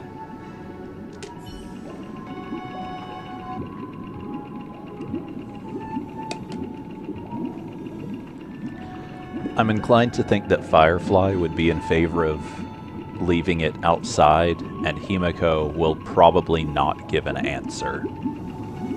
Will not give a definite answer, but if she does, she'd probably also be in favor of leaving it outside. It looks like he really has no intention of imprisoning us. If it's just a quiz, I suppose it's fine to humor him. Back to the question. I would personally choose to build the little Charmony dove a cage. No special reason. I do think that a fledgling should have the right to fly into the sky. But if it can't even live to that point, then there's nothing to talk about to begin with.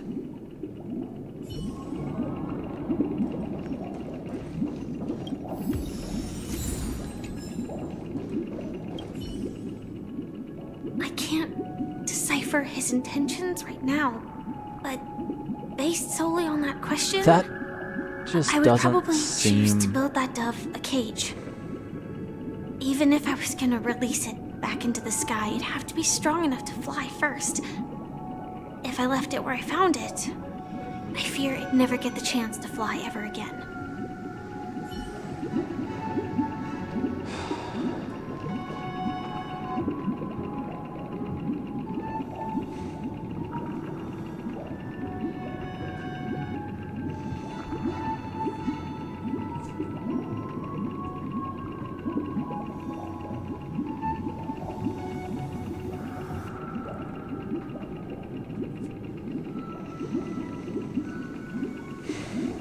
See, if it were me, if I were put into a position like this in the real world, my inclination would be to do what puts the least responsibility on myself. So I'd try to make it a nest outside and hope that it survives. But I don't think that's the point of view that this is intending for someone to approach it from.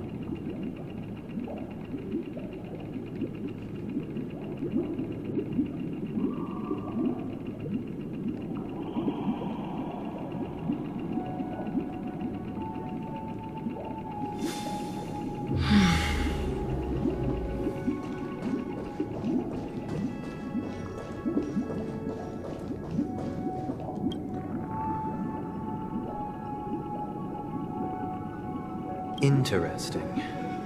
Since you've made up your mind, allow me to reveal what fate this choice will bring to the fledgling. From what I've observed, there are at least 3 predators in that yard that prey on small birds. The Vossicle scorpion, Asdana wolverine, and the Huntington winged snake.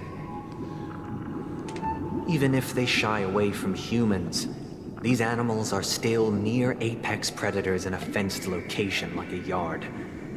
In such a location, only one fate awaits that little Charmony dove. A painful death.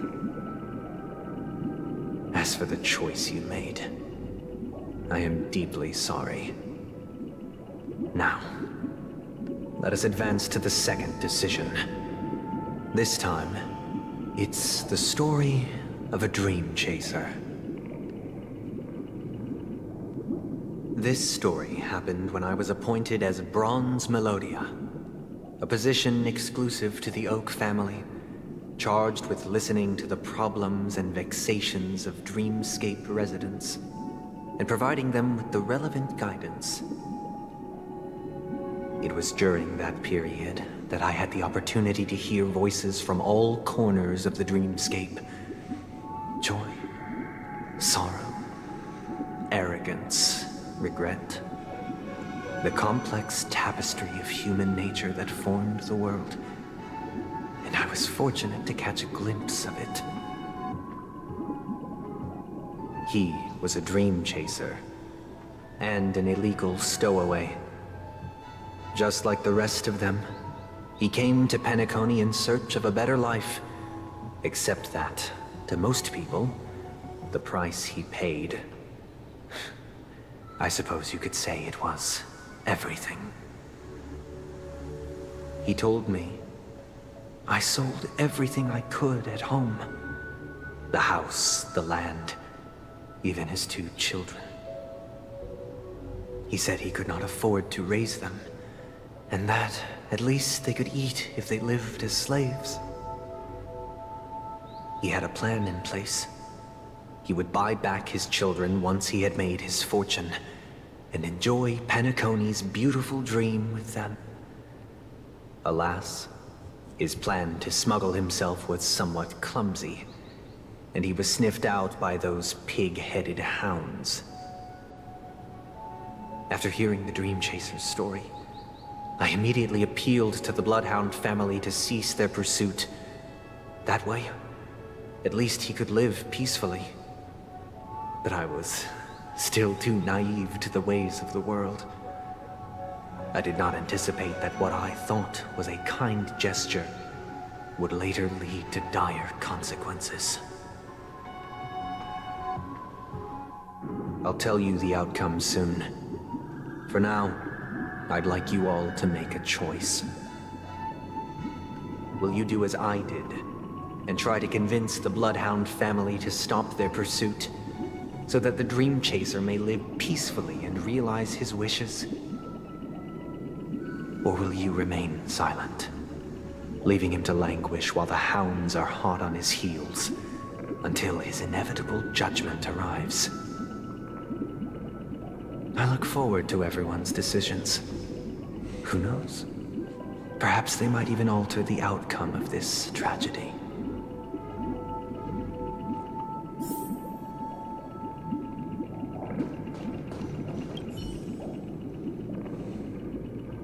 A Dream Chaser story. If I acted out of kindness, I would probably ask the Bloodhounds to stop their pursuit and lend him a hand. But what cruel repercussion would this choice result in? I think Sunday must have been deeply impressed by the limitations of the strong defending the weak through this incident.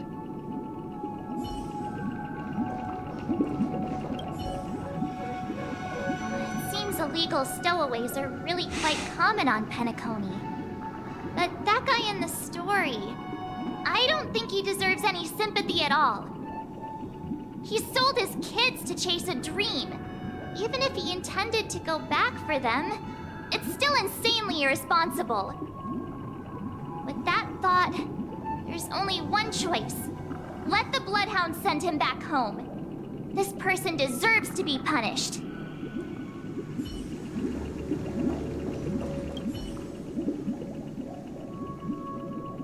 This question... Surely it has some connection to the baby bird story.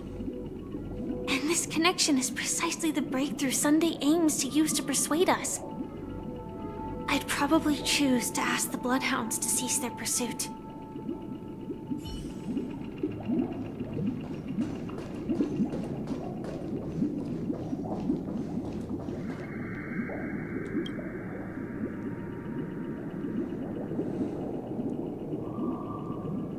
It seems you, like me, are pondering whether a different choice could have led to a better outcome. Sadly, his fate would only be more tragic. Say he never gets caught. He would only die from delirium. The methods with which illegal stowaways enter dreams are unorthodox, not flawless like the hotels. Living in the dreamscape would be a mere pipe dream. Should he be apprehended, could the hounds afford to turn a blind eye? The answer is a definitive no. They couldn't bear the resulting consequences, and thus wouldn't dare extend a helping hand. As to your choice, I once again offer my heartfelt apologies. Next comes the third and final decision. And the story this time is my own. I was kind of surprised just from the way she's... Well, surprised is maybe not the right word, but I didn't expect such a immediately harsh response from March, but I 100% agree with her in this situation. Himiko can talk about, like, the kind option being to have the Bloodhounds stop pursuing the guy, but personally I have no kindness to offer to someone who sold their own children. This story happened the day I was appointed the Oak family head. At that time, Mr. Gopherwood was the current Dream Master, and as per his wish, we had a private conversation. What surprised me was that the Dream Master had only come to deliver a letter to me. He let me read its contents, and it was a letter from my sister. The letter contained the usual pleasantries, anecdotes from her travels, nothing out of the ordinary. Just as I started wondering how this letter related to our discussion, the Dream Master began to speak. Do you know who wrote this letter? My sister, of course. But why would you personally visit me to hand me a letter from my sister containing mere trivialities? To help you grasp the full scope of this issue. Do you know where Robin is at this moment? From what the letter indicates, she must be in Caspelina 8, correct? She's touring there right now. Correct. Has she mentioned anything about a stray bullet? A stray bullet? What? A war has broken out on that planet. It is because of this very reason that Robin chose this destination. To spread the word of the Harmony. And to save the lives of that planet. She personally made for the front lines. She hoped to ease the people's suffering with song, and was willing to brave mortal danger to deliver the IPC's medical supplies. Unfortunately, stray bullets show no such compassion. Is she all right? If the operation was successful, she should probably be recovering in the field hospital. By the eon above, the bullet struck her neck directly, yet possibly as a reward for her consistent deeds of harmony, it didn't hit any vital arteries. Once you've attended to your outstanding tasks, it'd be advisable to write her back as soon as possible. Those damned savages! I'll pack my bags right away. My gratitude for bringing this to my attention, Mr. Gopherwood. Now you understand why she always wears such elaborate neck ornaments, don't you? How could this happen? Miss Robin. It's all in the past, so please don't worry. I share this in the meager hope that you will understand the Harmony's limitations and predicament. As grandiose as the strong defending the weak sounds, many times, it is nothing more than wishful thinking. Likewise, I've prepared one last question, one last choice. But rest assured, this choice will not have any grave consequences. Because this is merely a figment of imagination, a nightmare that has haunted me through countless nights. If you ever had the opportunity to make a choice like I did, would you still support Robin's journey on the path of harmony?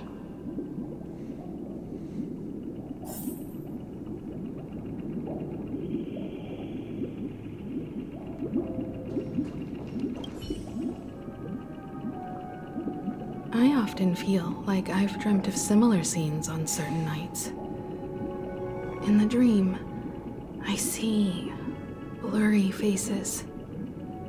I don't know who they are, but I sympathize with all of them, fighting for survival against some unfathomable force.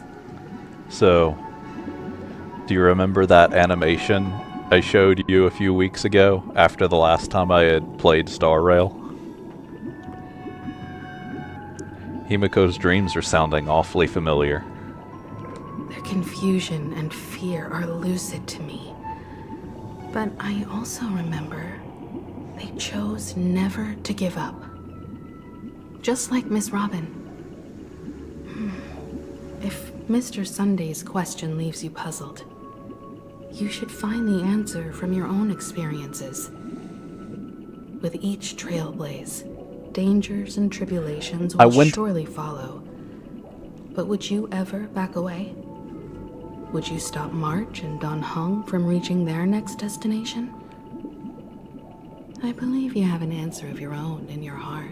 I went out of my way to avoid seeing any precise details on it, but I did see some people talking on Twitter about Himiko, about Star Rail Himiko apparently having dreams about the life of the other Himiko from the other game.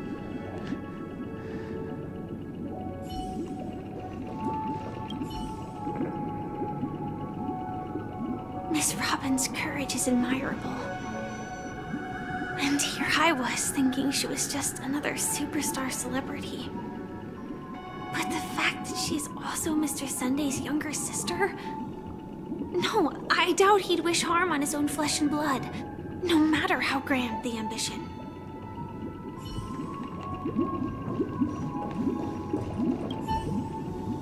I can't believe that happened to Miss Robin. The strong defending the weak is a great mantra, but if I had to pay such a price, I don't know what I'd do.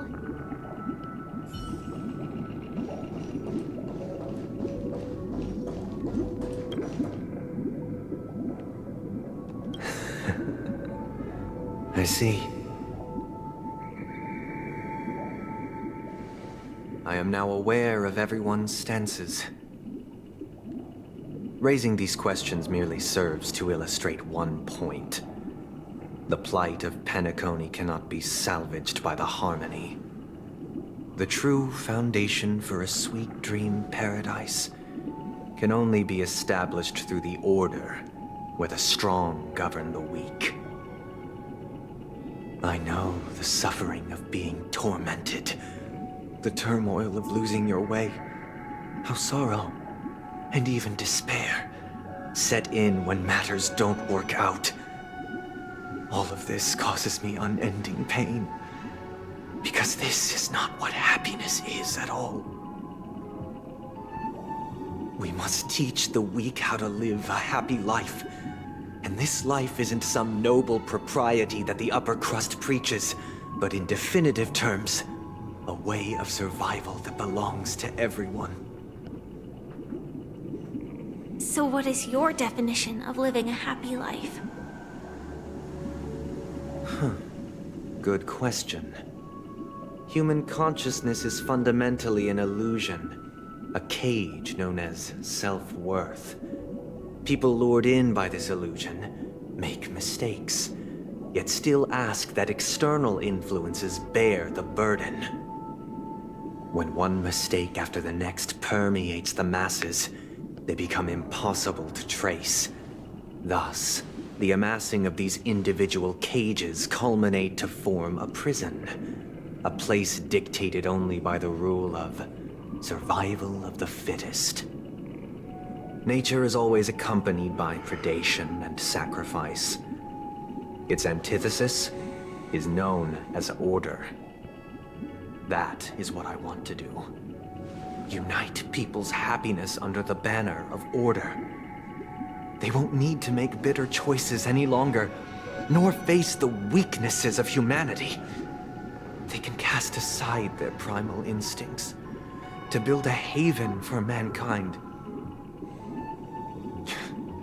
Simply describing thoughts is far too abstract, so allow me to provide a simple example. As you all may know, there are societal norms like weekends and long weekends that exist on some worlds. During these hard-earned rest days, people are given the chance to extricate themselves from the stresses of everyday life, allowing a certain tranquility to return to their souls. And it is only on these days that people do not have to adhere to the law where the strong prey on the weak. They can live out their lives happily during these brief intermissions. It's just a pity that 2 or 3 days are still too fleeting compared to the span of a lifetime. From where I stand, society's ideal system should be 7 rest days. Following Sunday, there should ensue a second, a third, and indeed an infinite procession of Sundays. This should be the face of the new world. Idyllic, eternal, peaceful days. And thus, every person can return to their base selves in this utopia. Some gaze in reverence at the stars, pouring their whole beings into calculating the distance between us and the isolated world of Pagana. Meanwhile, some seek refuge in quiet corners, holding one another, unencumbered by the chains of unwelcome obligations. There would be no need to bear the hardships of reality.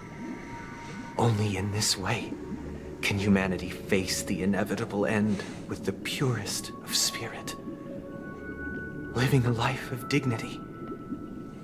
This is what it is to live in bliss.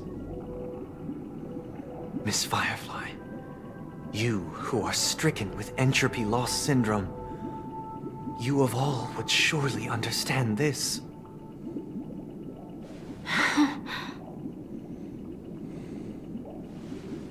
It sounds like a flawless theory.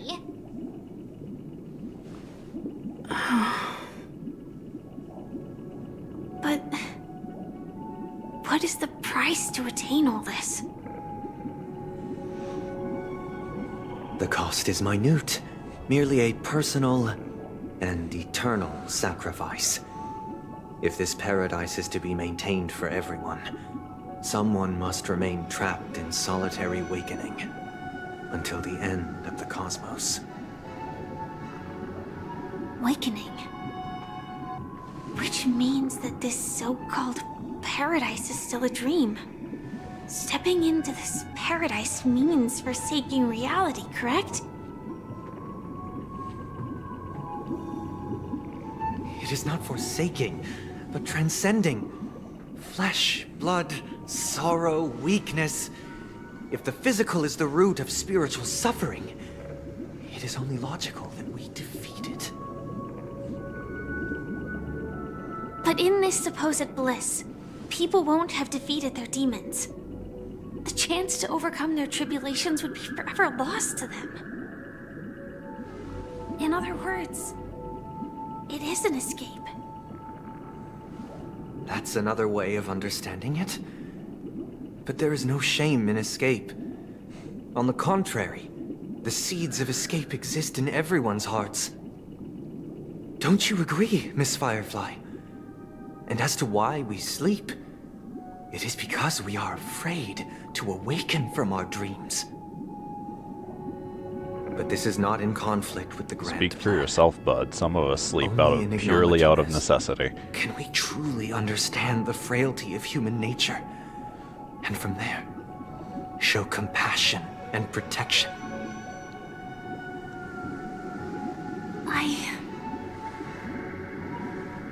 I admit that you are a born leader.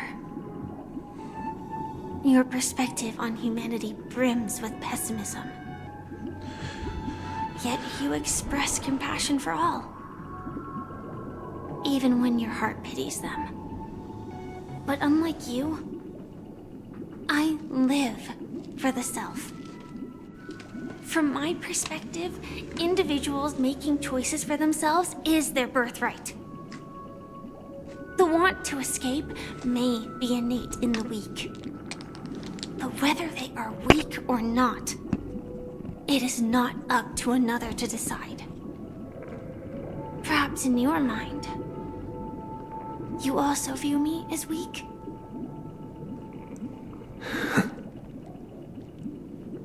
Because I don't think so. Since Miss Firefly has said her piece, the Astral Express will also naturally give you our answer. We'll leave it to you, just as Mr. McHale instructed before. Tell him our choice.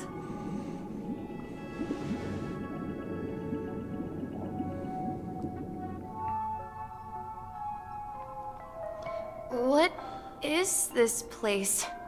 Okay, I was thinking dialogue was gonna stop sooner than this. I'll be back in a minute, because I really need to use the restroom.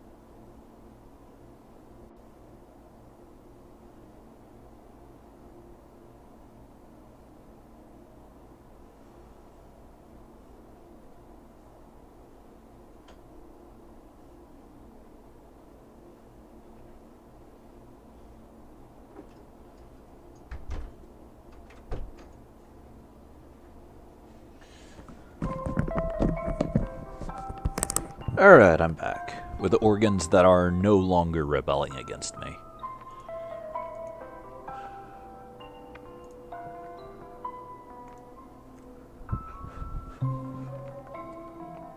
Does this place ring any bells, Misha? I don't know, but I feel a sense of deja vu. What is this place? It's the realm within a dream bubble.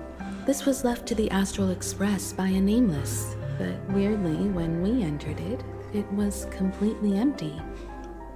Dr. Edward from the Dreamscape sales store told me that dreams are formed from memories, and a dream bubble can't take shape if its core is empty.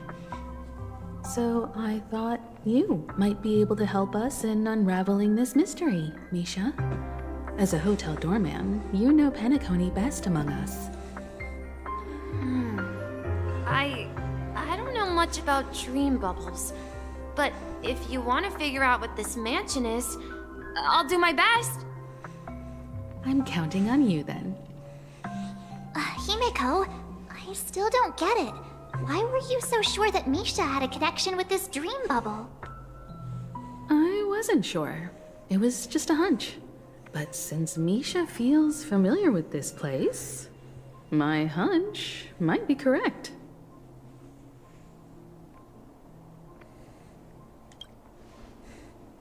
Exactly. This is where you and Firefly encountered death, which we now know as dormancy. Considering its connection to Dreamflux Reef, it's not surprising it appeared here. The question now is, who brought you here? Based on the clues we have so far, it's unlikely to be that masked fool. So identifying them is crucial to us. We're drawing closer to the truth once more. Let's give Misha some time, as I believe he'll unveil the secret of this dream bubble. All right, but there are doors all over the place. Which one should we choose? Do you have any idea, Misha? I guess... maybe this way?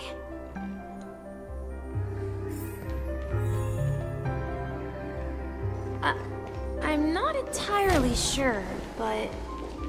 let's give it a try. Wait, you managed to choose the right door on your... Weird. This place is quite different from the hotel. But I feel like I've been here before, and even lived here for a while. If I remember correctly, there should be a fireplace down that hallway. Clocky and I used to sit by the fire, listening to the crackling of firewood. And the room on the other side was the toy room. I loved spreading out all the toys from the box on the floor and making up stories for each of them. Hold on. This doesn't make sense. Didn't I grow up in Dreamflux Reef? So, what is this place? This could be a case of amnesia. Don't worry, Misha. It's common for everyone to forget certain aspects of the past. Those memories haven't vanished. They're just lying in the depths of your mind. We can surely get them back. Since this place seems familiar to you, why don't we explore a few more rooms and see if you can recall anything more? Yeah, then let's check out the rooms I just mentioned.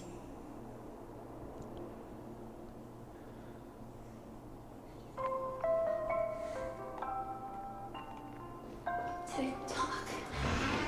Tick-tock.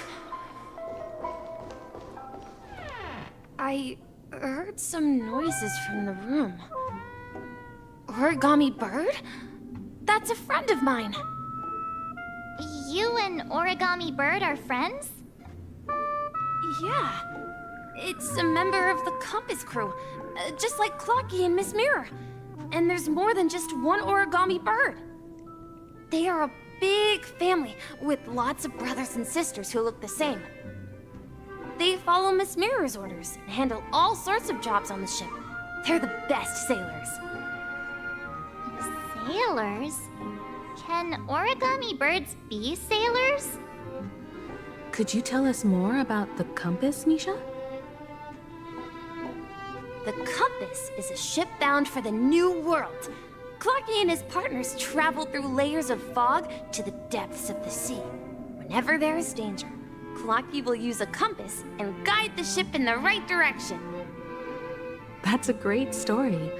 But in the Penacony cartoon, Clocky and his partners have always lived in Dreamville and never ventured out, right? Huh? Oh, that does seem to be the case. Weird. I clearly remember Clocky arrived in the New World in the end. Perhaps Clocky has a hidden past.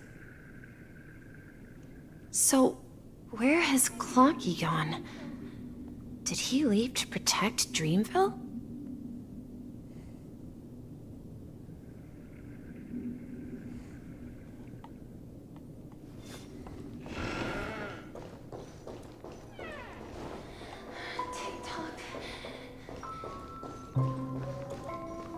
Mikhail, that's the name. Now we all know him as the Watchmaker. So, who is he talking to? Do you know anything about it, Misha? I'm sorry. I don't know much about the Watchmaker. But, Mikhail... Anything special about that name?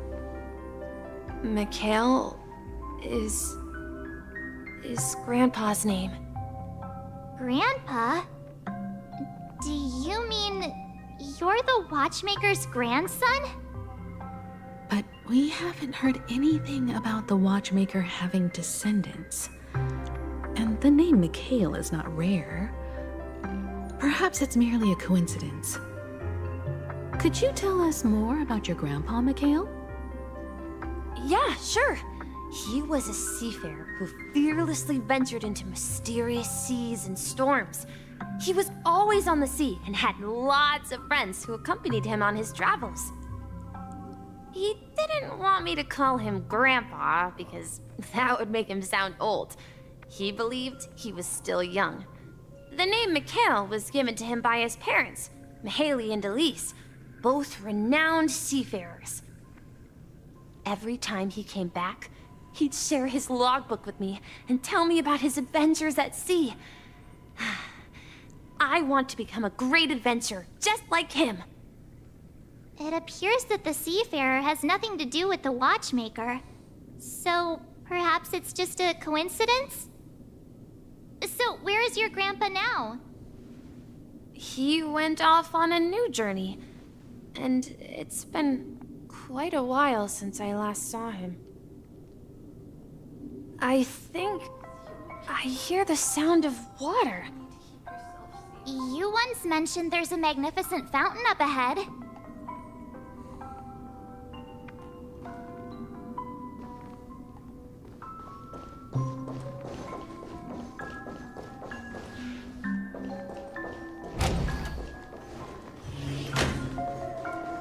Look, there it is! The water resembles a precious jewel embedded in the dreams of all seafarers. Every time I gaze at the shimmering lights beneath the waves, it feels as though I'm back in this place, standing by your side.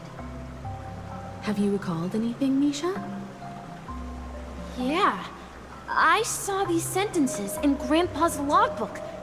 He used to say that despite the perils of the sea, whenever he stood on the deck in the afternoon, overlooking the sparkling waves, he would think of this fountain in front of his house. He often said that those moments felt like returning to his family's side, and the difficulties at sea didn't seem quite as challenging. You know, I quite understand such sentiments.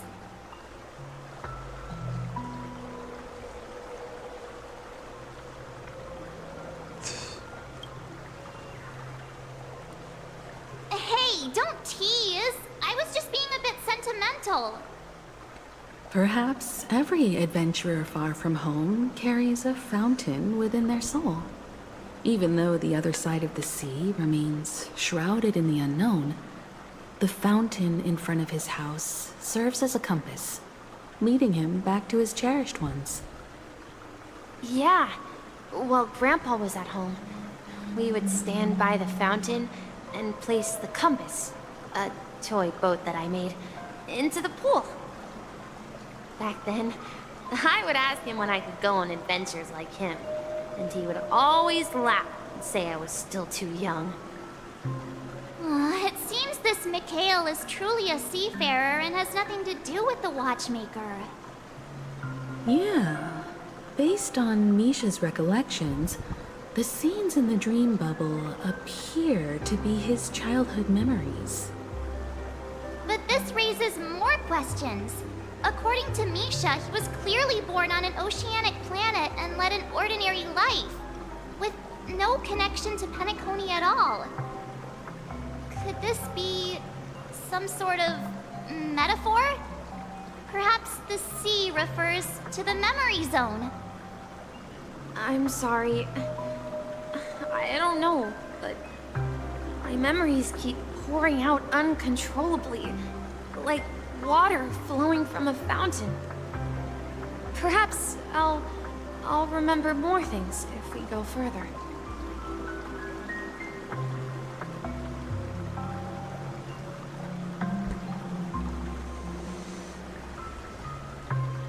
I wish to share your burden. Something very important. We're going to the opposite side, right? No, we should turn left here.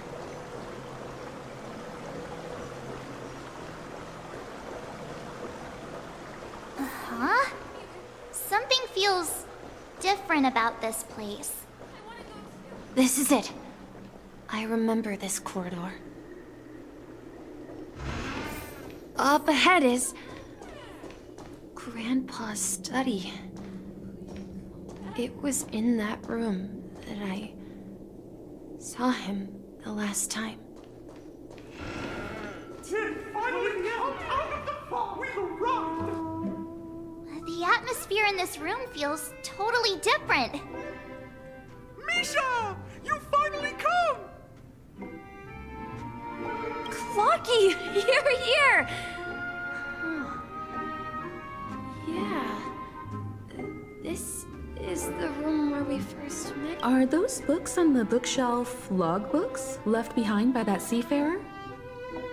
Yeah.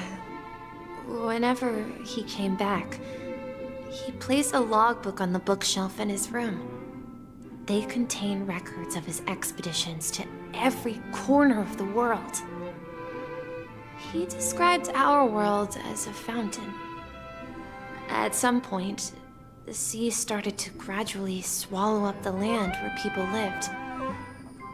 To ensure that everyone had land to settle on, he had to continue exploring the sea and search for the source of the rising seawater. On that day, he called me to his study, telling me that he was embarking on another journey. However, I could sense the gravity in his expression. It was the same look I had seen on my father's face before his final voyage. I asked him if I could go with him, but he said that my adventure lay elsewhere, and told me to stay home, and patiently await a certain sound at the door. What sound? He told me about a vast ocean in the sky. An ocean of stars. He spoke of a train that transports children with a desire to venture far away, traversing the sea of stars without ever stopping. He said that he knew the crew on the train, and that he had asked them to take me along. He said the journey I had always dreamed of would start there. A train? Could it be? It's the Astral Express. I remember now.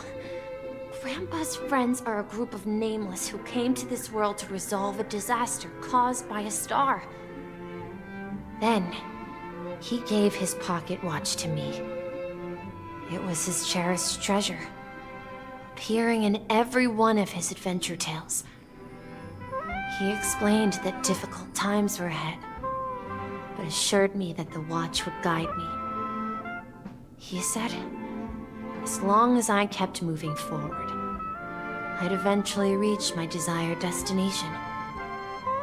And then, it was as if I heard the distant sound of a train whistle echoing throughout the room. Exactly, Misha! And then we followed that whistle, didn't we? Yeah. I think I can still find the way we took back then.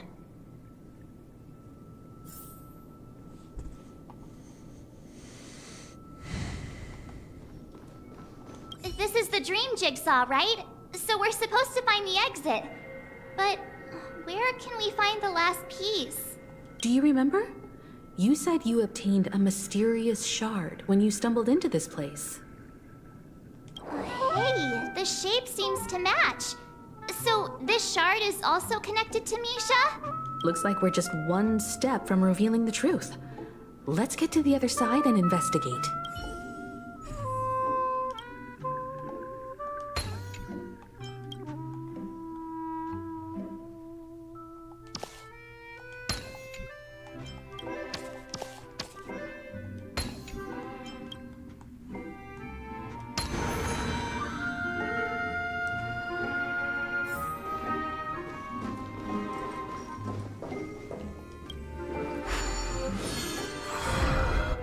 This is it.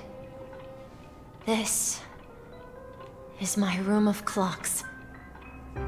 While I spent my time waiting for Grandpa to return from his voyage, Walter gave me this workshop, and it became my secret base. Here, I learned how to repair clockwork and gears out of my fondness of precision mechanics. In my dreams, I was the captain of the compass, embarking on adventures with my companions, Clocky and Miss Mirror, in search of the new world. I was born and raised here. So, this building in the dream bubble is your childhood home? Yes, but not exactly. To be more precise, this dream bubble itself is my home. Looks like you've remembered everything now. Wait. Why does it feel like everyone else knows something I don't?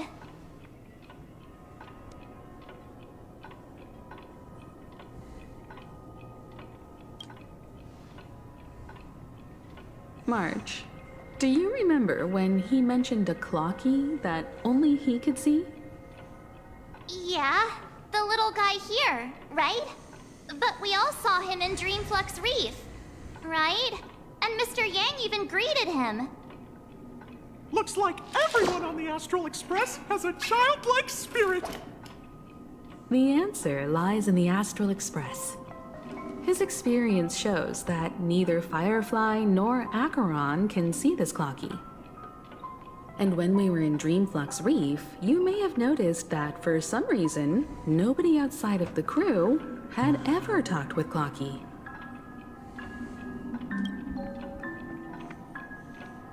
A mimetic life that can only be seen by a select few. It's just like a hidden message left by someone for the nameless. But Misha can see Clocky too, right? They even grew up together. But Misha hasn't started the way of the Trailblaze yet. That's the key to the mystery, March. Now, take a moment to recall. Have you ever seen anyone outside of the crew interact with Misha?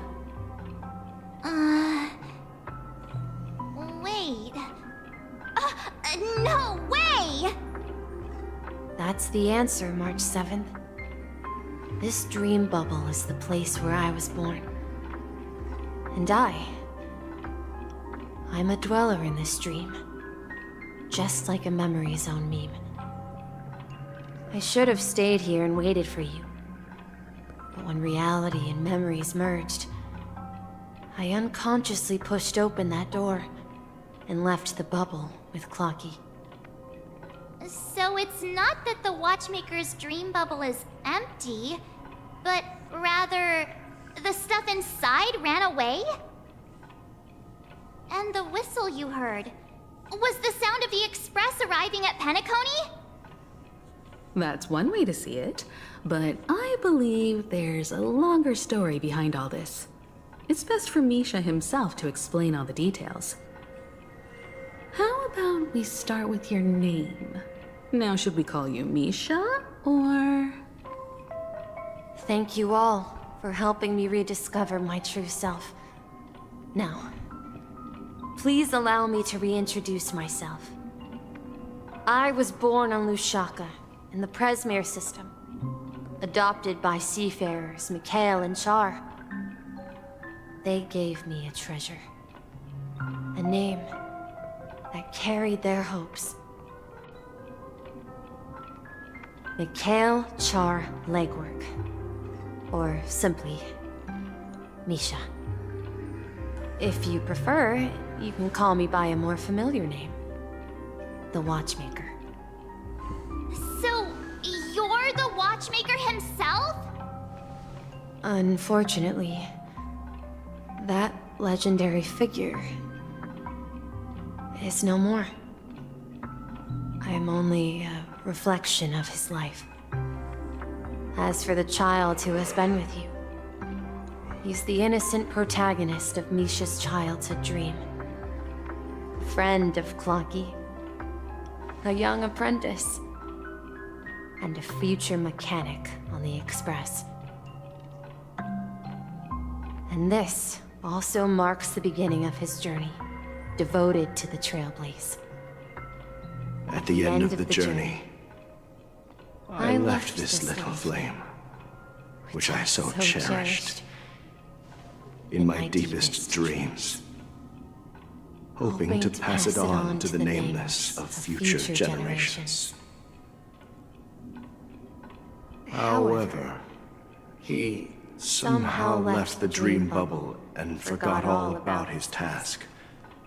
I apologize for all the confusion this caused. Because he was born with a desire to trailblaze, wasn't he? I don't think Misha has forgotten his role as a guide. He remembered it, and that's why he mistakenly appeared as a hotel doorman in his dream from the very beginning. The one who brought our unconscious friend here must have been Misha. If that's the case, we encountered the Watchmaker's legacy from the beginning, didn't we? Well, I have a sarcastic friend who says I always take big detours and end up back where I started. Perhaps that's what every nameless has to go through. But in the end, you found me. I'm sure you're all wondering what my legacy is. I believe my hound has mentioned the Stellaron and my wealth. If I may apologize, the Stellaron part is real. As for my wealth, however, it's nothing more than a baseless rumor. I left my homeland as a child and embarked on the journey of Trailblaze. I traveled to various planets until finally reaching Esdana, where my friends and I built the original Penacony and fought for its future ever since. I've been moving forward all my life, doing what I could to overcome the obstacles in my path. But ultimately, my journey reached its end, and I left behind no possessions worth entrusting. So, if you ask what's left within this worn-out train engine that can be called a legacy. I suppose it's the things that are still burning in the engine's furnace. Now that you're well aware of the current situation of Penacony, I certainly hope that you'll help me get this world back on track. But I'll leave that decision to you, for the path of Trailblaze is never paved by others. All I have for you is a story and 2 gifts. I want to give you my pocket watch. It has accompanied me throughout my long journey, guiding that naive child forward, and has been blessed with the presence of so many great people up to this day. And my hat, too. The one who navigated for me placed it on my head and planted a fanciful thought in my mind. The trailblazing expedition will never end. Now, it's time for you to make your choice. Once you've made up your mind, open that door and enter the long dream of an old man. I'll be waiting for you at the end of this corridor of time. All right, everyone. Let's make a decision. Although I don't think anyone will have any objections.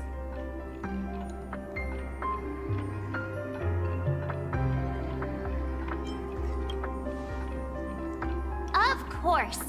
We've come this far. Surely there's no other option than moving forward.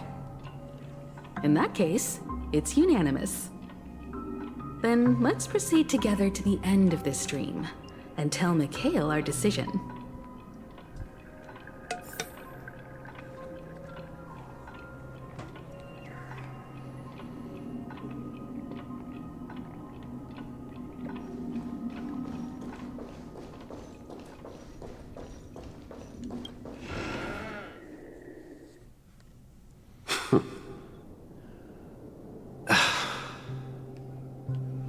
Mikhail, where are you going? Someone has to step up and save Lushaka. So why can't it be me, Misha? Please don't go. And if you must, please take me with you. Don't leave me alone. Even without me, you know how to proceed forward, brave Captain Misha. The compass is waiting for you. Haven't you always wanted to be a better adventurer than me? Now go, board that train and start your journey. Where are you going, Mikhail? I'm going to clean the floor in the parlor car. I've promised the conductor. Wait, first tell me, did you fix this watch? Yeah? I know what it looked like before. Its chain was broken, the back case torn, and the marks on the dial all worn out. How did you manage to fix it? Well, it's hard to explain, but I knew it could be fixed. It's the hands, Mr. Amundsen. Its hands were intact and pointing in the right direction, so I knew there would be a way to fix the rest. I see. You'll work with me from now on. Haven't you always wanted to tinker with this train? You're its mechanic now. As for the conductor, I'll do the talking. But I only know how to fix watches. Don't worry. You've got what it takes. I'll teach you what you need to know. Where are you going, legwork? It's time to head to our next stop.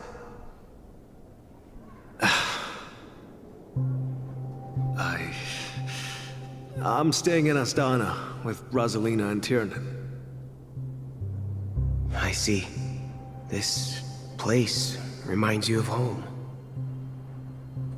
The people of Astana have only achieved a tiny victory, and still have a long way to go towards true freedom. Hanunu needs us. Don't worry, not all journeys lead to the stars. Even if I leave the Express, our path of Trailblaze will continue. Yeah. I knew you wouldn't stay on the Express forever. Leave in peace, my friend. And, take this with you. This is Mr. Amundsen's hat. But why? When he departed, he said he would leave it to his best student. Well, I suppose the time has come.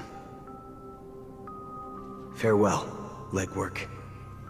Take care of Tiernan and Rosalina. And don't forget to write to us.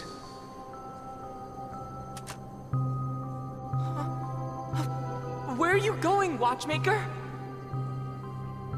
Don't worry, Micah. Just going on a little trip. Someone has to be at the forefront of the interstellar frontier, and I'm the only former Nameless in Penacony. So why can't it be me? Because you're all we have! Have you forgotten about Tiernan? The cosmos is way more dangerous now. What will happen to Penacony if we lose you too? But what will happen to Penacony if we don't find a way out? Ah, Tiernan. How could I ever forget him? I've spent countless sleepless nights asking myself why I didn't go with him back then. We Nameless won't stop. Don't worry, Micah. It's just a matter of getting back to my old profession. Just wait for me to come back. But if, and it's a big if I don't come back in one piece, then you'll become the next Watchmaker. Where are you going, old man? Oh, you're here. Answer my question. What are you up to? Relax, Gallagher. I just came up with a great idea. Wanna hear it? Oh, come on. Aren't all your ideas just ways to get yourself killed? I may be blunt here, but you're the last remaining hero in Penacony. If you die too, the secret of the Stellaron will go to the grave with you. Yes, I'm afraid there's no way out in Penacony, so I'll have to consider alternatives beyond Asdana. We'll organize a festival using the Watchmaker's legacy as a facade, and send invitations to the entire cosmos to gather people here. So, a desperate struggle against the family? Desperate? Don't we have you here, my friend? This task is challenging, but what hasn't been challenging for us along the way? Well, whatever you do, remember, make sure to send an invitation to the Astral Express. Misha! Where are you going? Oh, it's you, Clocky. Take me to Dreamflux Reef. Last night, I had a long dream about the day we met. I want to write down that dream. Write it down? Why? Oh, so I won't forget it. Do you remember how you got your name, Clocky? Of course! You told me that when you were a kid, you lived in a room full of clocks. Those wall clocks and pocket watches grew up with you and were your best friends. Yes, but what I didn't mention was there's a funny misunderstanding behind it.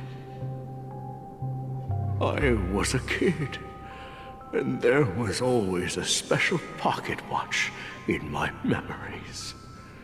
It was with my grandpa, guiding him on his sea voyages and leading the way in his every adventure story. I wanted to have a pocket watch like that too. And that's when you appeared in my dreams. Yeah. Every night, we boarded the Compass and set sail together. But you know what? It wasn't until the day my grandpa gave it to me that I realized it wasn't a pocket watch at all. It was a compass. So, your name should have been Compassy. And the watchmaker is just a nameless.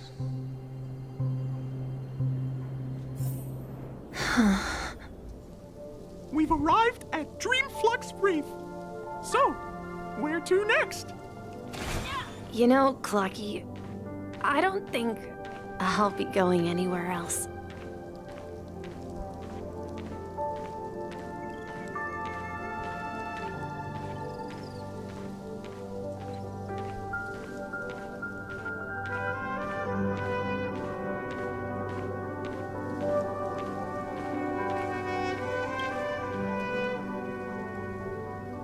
I've traveled far enough, and it's time for a little break. Oh. So, we'll set out again when you're rested? No, I'll stay here. And then, this is where it ends. This is where it ends? What do you mean, Misha? You told me that the trailblazing expedition would never end. Yeah, that's what I said. So now, it's up to you to decide your next destination.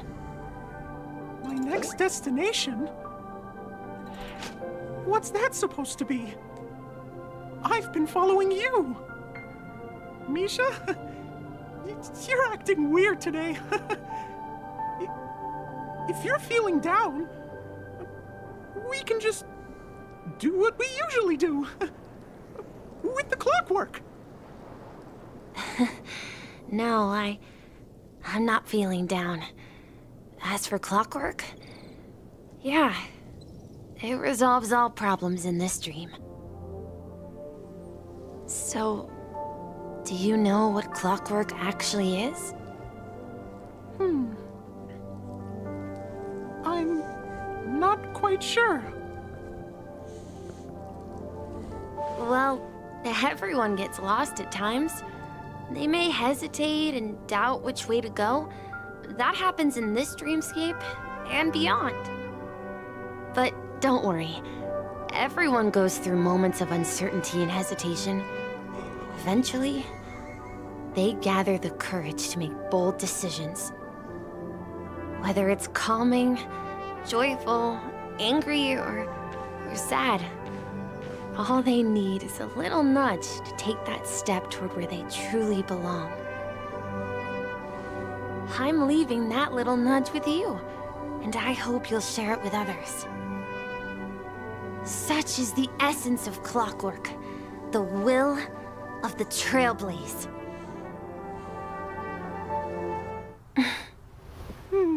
Clocky's hands spin around non-stop, indicating confusion, frustration, and weakness.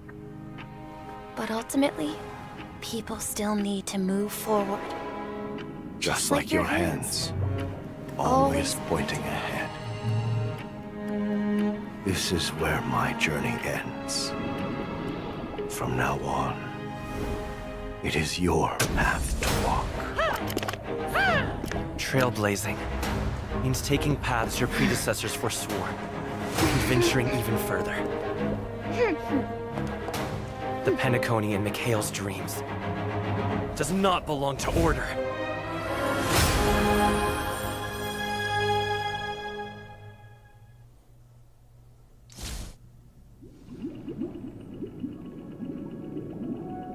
I can't believe that Aeon would cast a glance at Penacony at a time like this. Is it because of the resonance from the legacy of the Trailblaze? Or perhaps the bond between you is so strong that it even impresses an Aeon? Well, there might be another possibility. Perhaps they want to witness, on behalf of the fallen Eons, who will hold the future of Penacony. If that's the case, on behalf of the Dream Master of Penacony and the 107,336 members of the Oak family, I'm extending a formal invitation to all of you. I'm cordially inviting you all to the Penacony Grand Theater to participate in the upcoming Charmony Festival. And, of course, you won't be in the audience, but on center stage. Since the future of the Stellaron, Penacony, and even the entire cosmos is at stake, let's draw a conclusion there, in all fairness. If you truly believe in Akavili's path, then show me their courage and determination.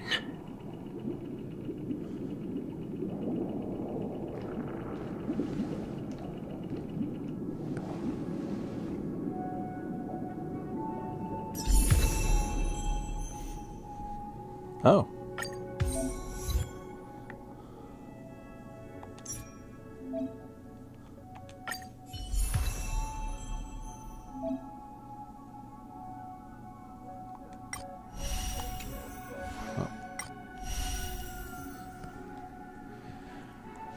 New version of the main character.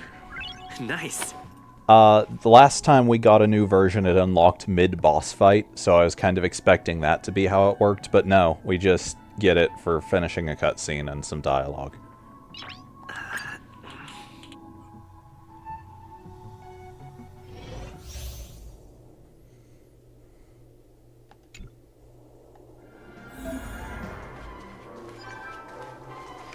Please stay tuned.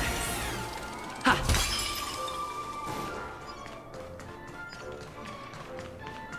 We need a strategy.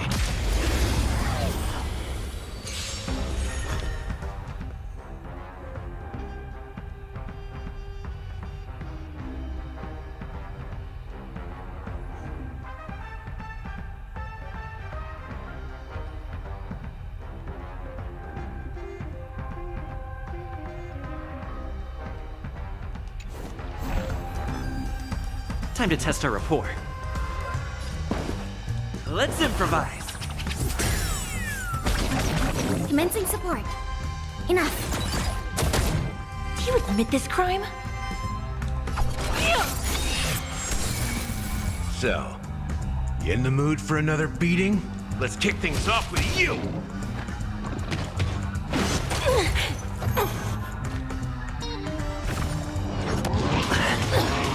You can't hurt me.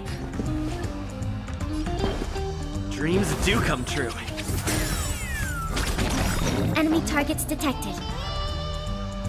I'll contain them. The mood is set just right. Let the show begin!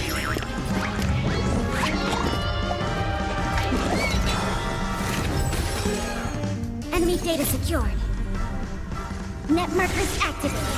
Time for good old counterattack! It's time.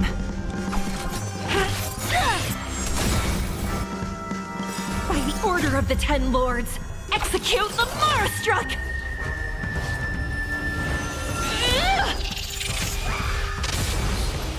That's all you've got? Time to mix things up. Motor function restored. Life's like a good brew. Full, my friends. It's Indulge yourself.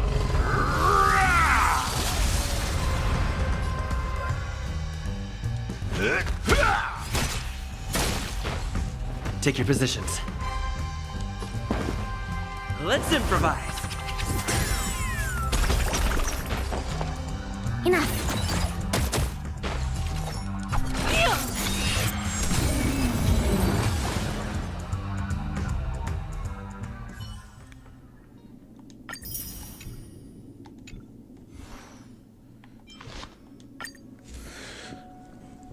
All right.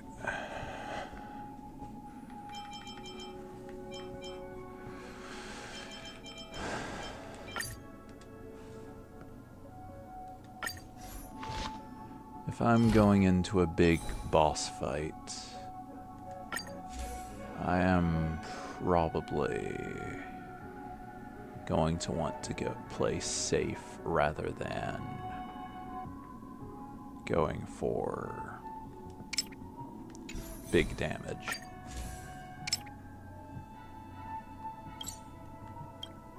Okay.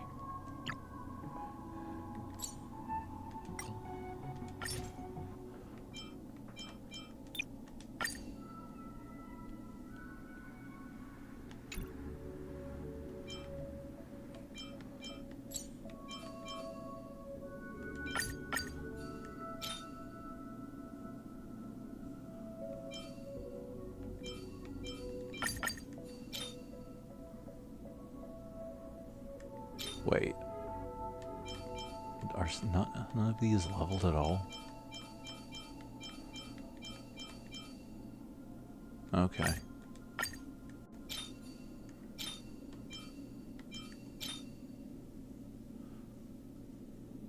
Oh well.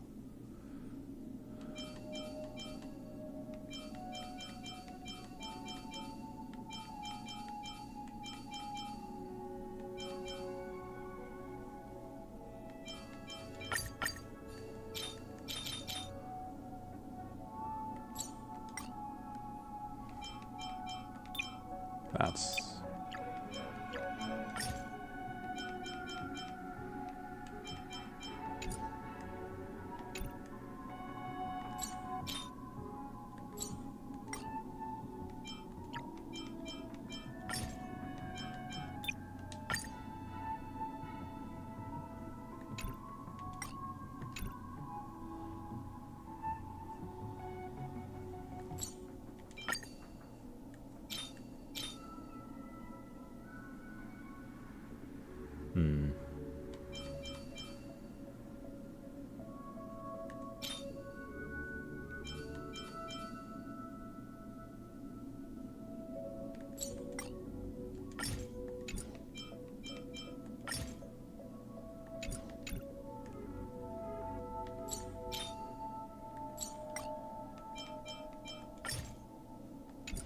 Okay.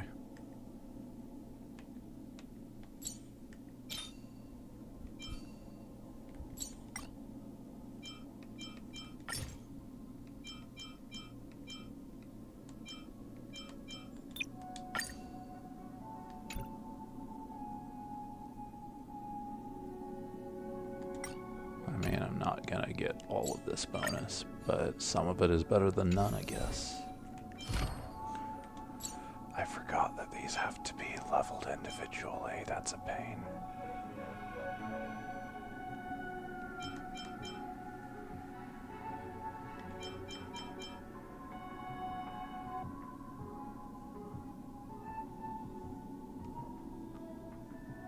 Before our paths diverge, savor the shared journey.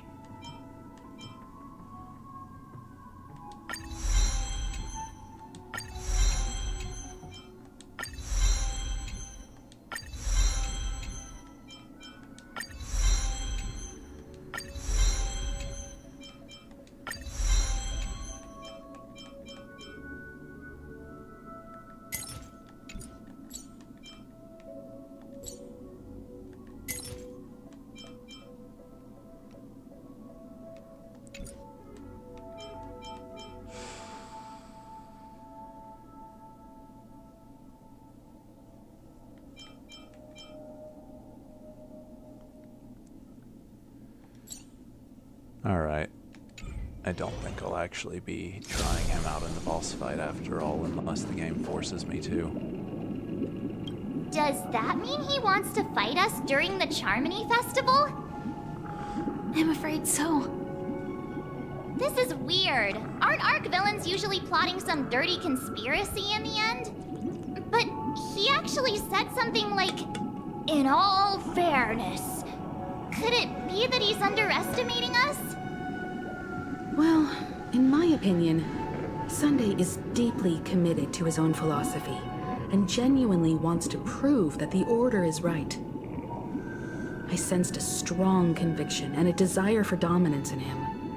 Maybe he won't accept the outcome unless he wins fair and square. That's why he'll give it his all in the upcoming battle.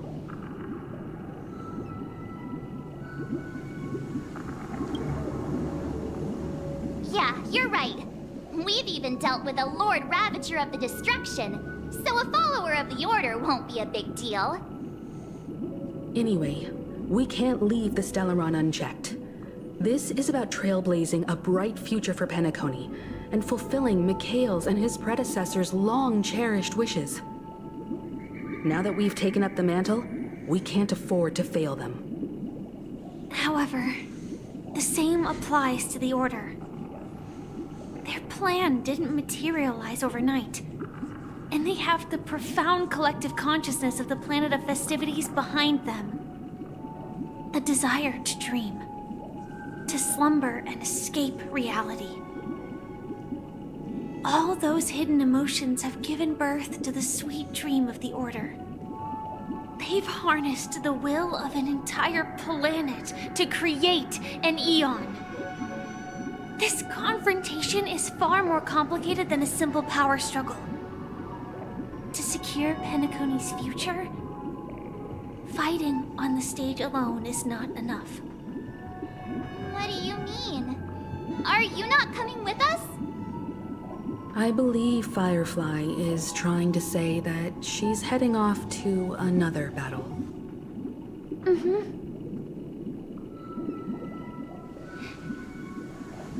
Before I left, the Destiny Slave told me that this journey would bring unforgettable rewards. Even though the script he gave me only had a few lines, I couldn't ignore them. Because one of the lines said, "I'll experience death 3 times in the land of the dreams." 3 times? This can't be serious, right? The first time was a painful death when I was stabbed by the Blade of Dormancy, which led to all subsequent events. The script will always come true, but in a way that will only be revealed when that page is turned. So now I've understood the meaning of my second death. And I am prepared to face it. If all goes well, my efforts will provide crucial support for you. Only by achieving victory in this battle can we secure a future for Penacony. And only then, my third and final death won't come true in the most terrible form. The most terrible form? Does that mean... The true death, where everyone in Penacony loses themselves completely in the eternal sweet dream of the Order. We must do everything we can to prevent that. Have you made up your mind, Firefly? Yes. Otherwise, I wouldn't be here. Thank you again for your assistance for the Astral Express. May we meet again, in reality. Yeah. Farewell, everyone. May your trailblazing expedition never end.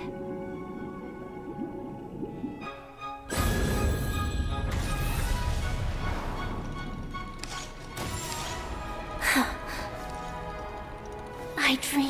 scorched earth. Everyone, are you ready?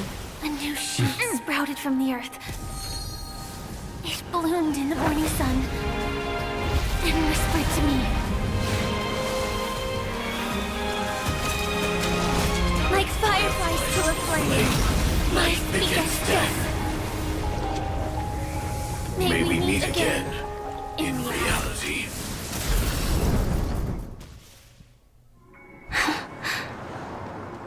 After today, Japella's name will disappear from cosmic history, and the Everflame Mansion will take its place. In the not-too-distant future, you'll receive an invitation. That's your next stop. Land of the Dreams.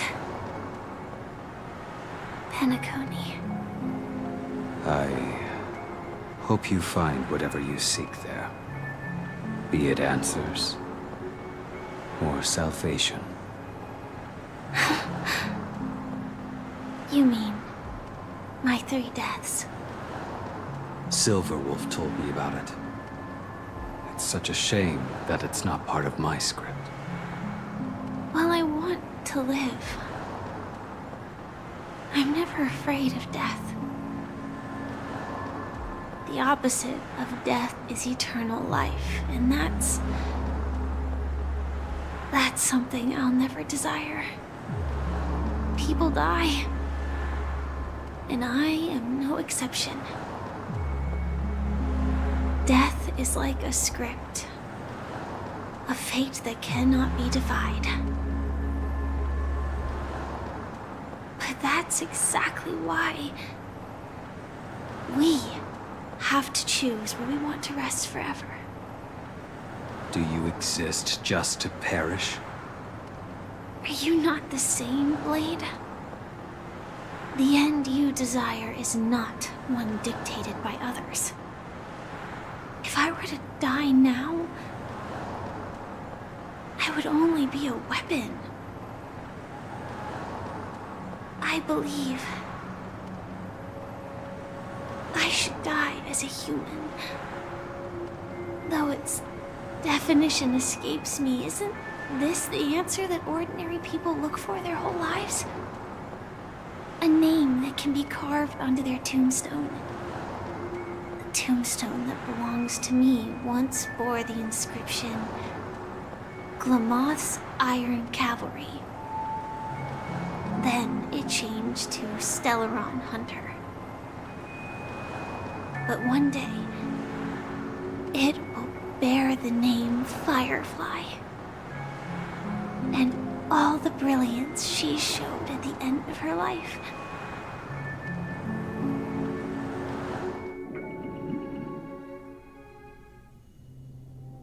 That's quite unexpected, old man. Who would have thought your crazy plan would actually work? Do all you nameless fools just act on a whim?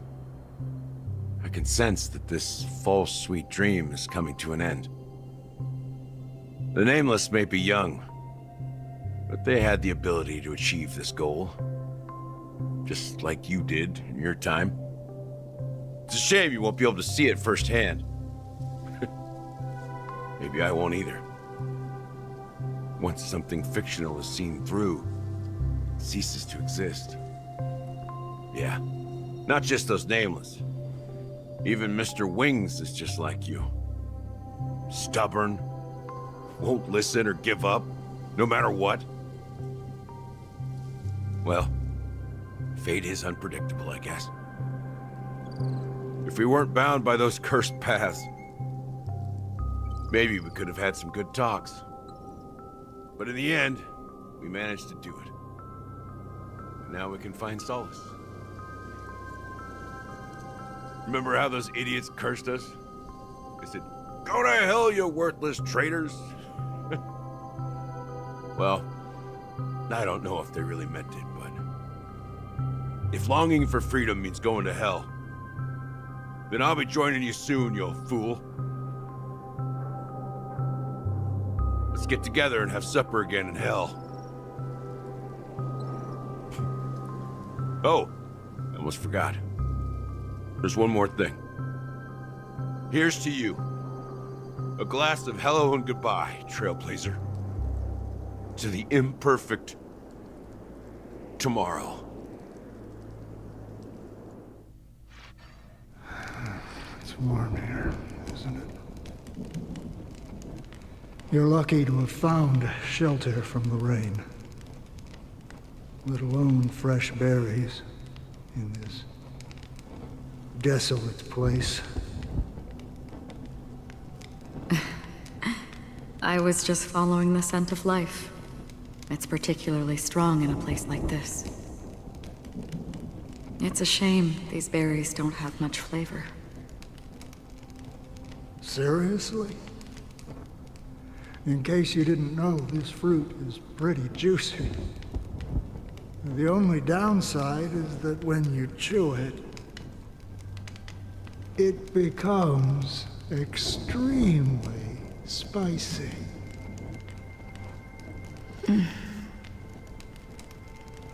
Have you lost your sense of taste?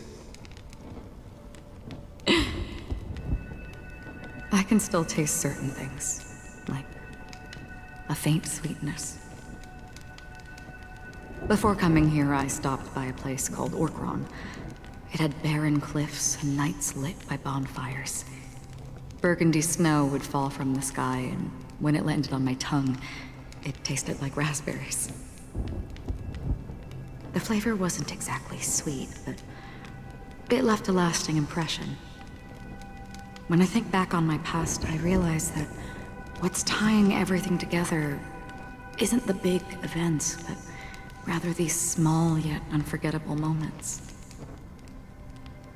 Don't worry about it. Losing oneself is a reality that every self-annihilator must face.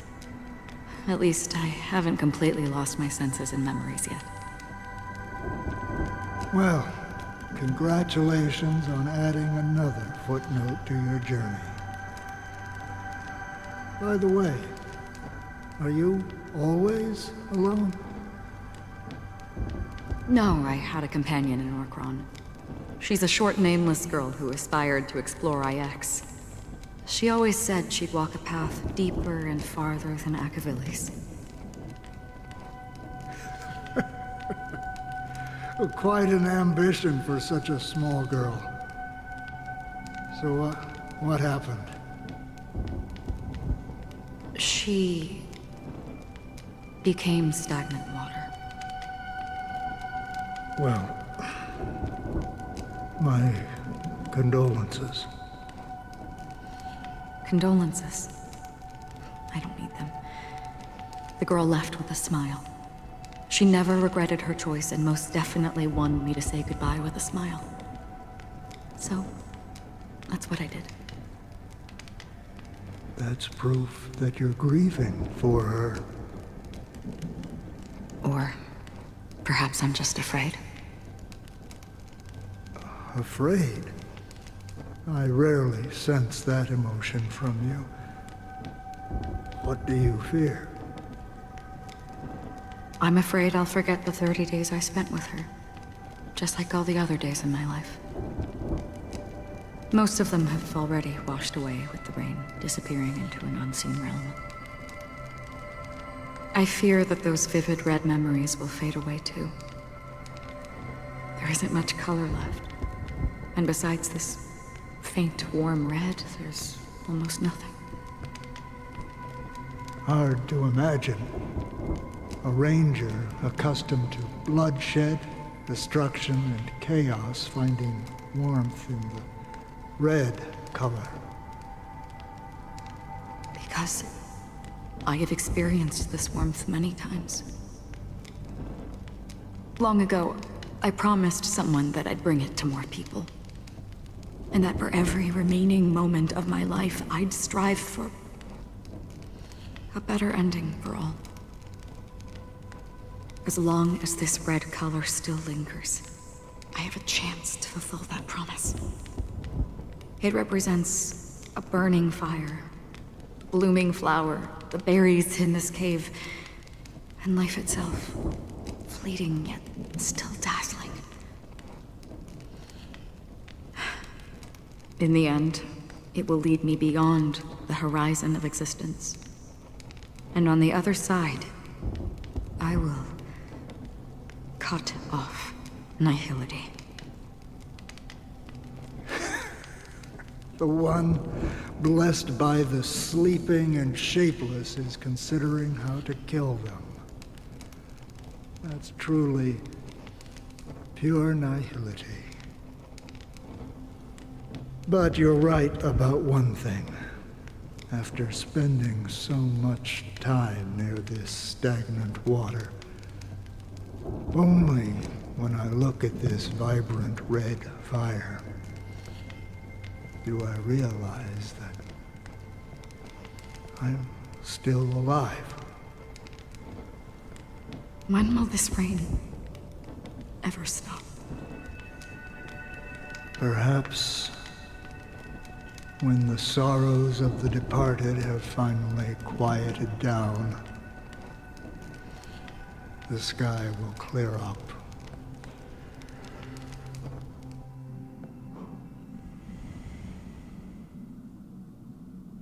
Have you heard of a planet named Biari Scamandros, Dan Heng? It's one of the Paradise Kingdoms under the influence of the Harmony. A sought-after wonderland for the inhabitants of the Dardanu Major and Minor systems. Half an Amber Era ago, the family held an unprecedented festival there. And after that, everyone on the planet became part of the family. Do you think the same thing will happen on Penacony? Yes. Or how else can we explain it?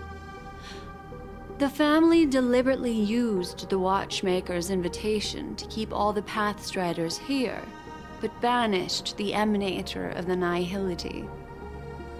Because of the Nihility, I'm rarely affected by the power of other paths, but somehow I can unconsciously infiltrate them. Maybe that's the risk they're trying to avoid. I would disagree. Biari Scamandros is not part of the credit system or connected to the Silver Rail. It's nothing more than a remote civilization sheltered by the Harmony. But Penacony is different. If the family messes with Penacony, that would be like declaring war on almost half of the factions in the cosmos. They have no reason to do that. No, they don't. If they truly serve the Harmony, that is. What do you mean? The path in Penacony is impure. The Harmony here has impurities. Do you remember the Ancient Swarm disaster? Tazerond, the propagation, brought endless havoc to the universe, and it eventually evolved into a fierce battle among all eons. 2 paths lost their eons in that war, the propagation and the Order. Coincidentally, their downfall is related to a certain eon. Xipe, the Harmony. Legend has it that they participated in the crusade against the Imperator Insectorum, and devoured Anna the Order for unknown reasons. Holy forgaroni. So you're saying that the 2 leaderless paths are working behind the scenes? But I don't see any descendants of the propagation in Penacony.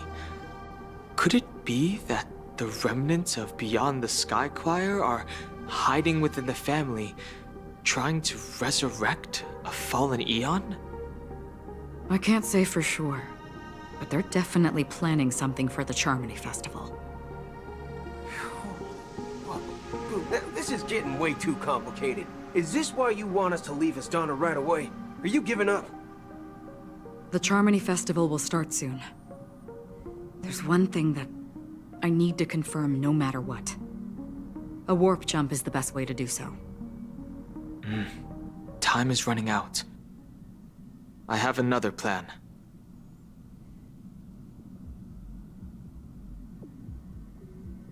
Hold on. Are you thinking of using the Jade Abacus of Allying Oath? Exactly. the assistance from the Luofu Cloud Knights would be enough. Think it over carefully. You can only use that once in your lifetime. I have considered it thoroughly. My companions are... they're also once-in-a-lifetime treasures.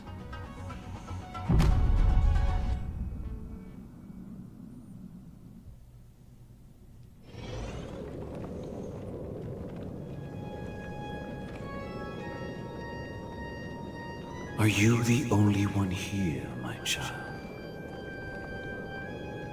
The Nameless is quite the diplomat. Our secrets have spread like wildfire within the family. And IPC starships are gathering towards Astana. This is a crucial moment for us. So, where is the Chosen One who harmonizes the varied sounds?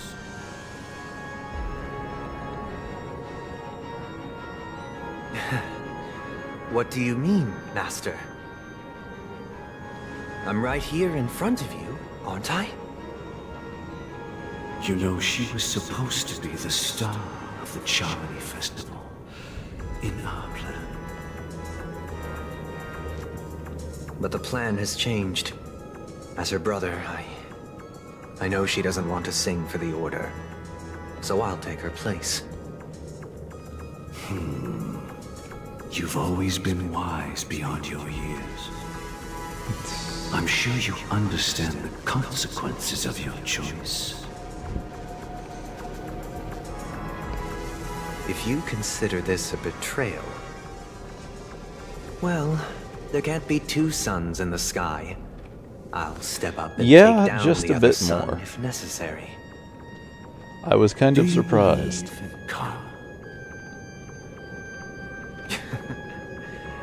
If karma exists, then everyone has their own karma. You have yours, and I have mine. And my karma has nothing to do with you, Mr. Gopherwood.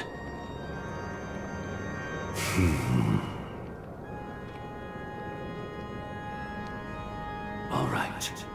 Since you're willing to sacrifice yourself for her, I'll grant your wish. Well, the compromise came sooner than expected. Why? You and your sister were born as twins of the Order. And one of you is destined to follow this path to the end.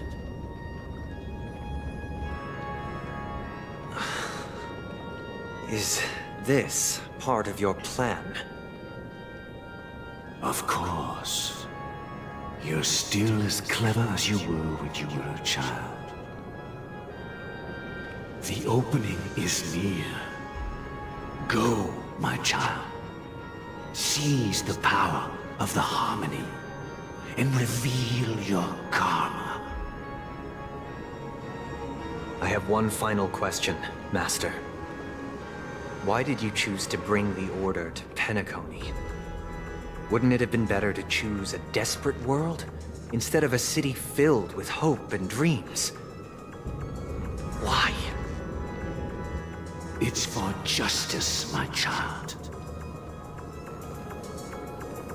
If we lose justice in our hearts, we'll make the same mistake as the Harmony did.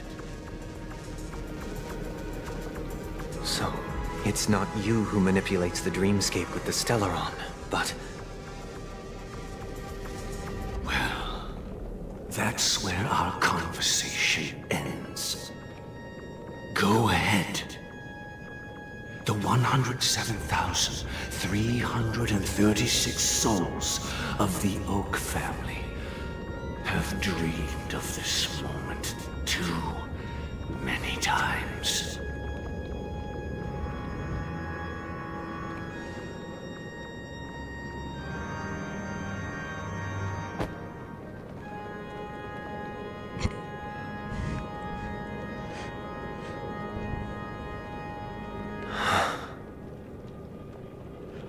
I assumed that was supposed to be a dramatic moment, but it was really funny. The scorching sun, bathed in my light. Oh. My people shall flourish, while all evil shall be eradicated.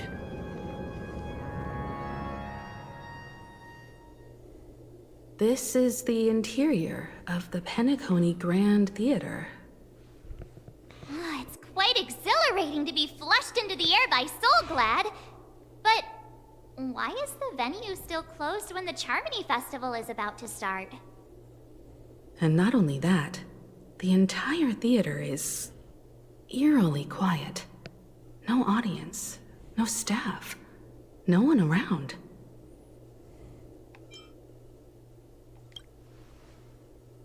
Yeah, I wonder how many tickets...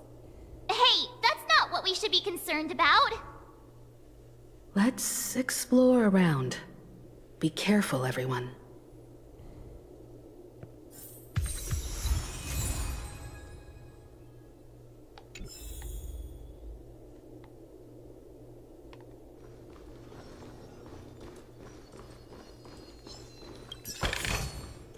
Don't forget to let your friends in on the action.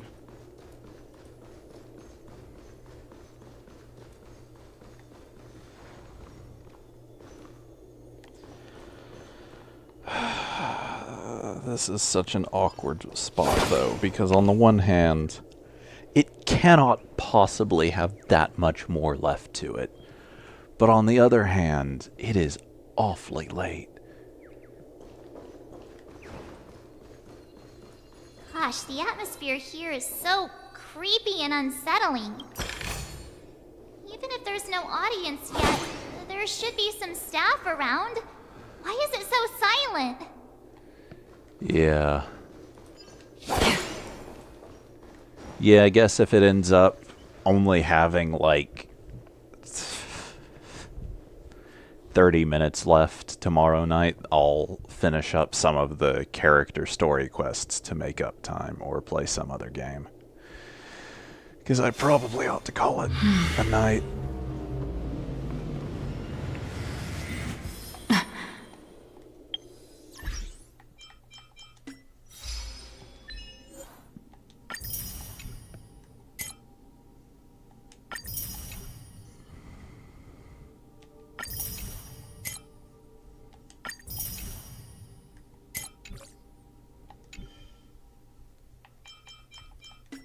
Oh yeah, I also happened across a tweet earlier that apparently the red-headed guy earlier that didn't have any voice lines, that was some kind of an accident that is apparently going to be fixed in a future update. He was supposed to have voice lines, and something happened with them.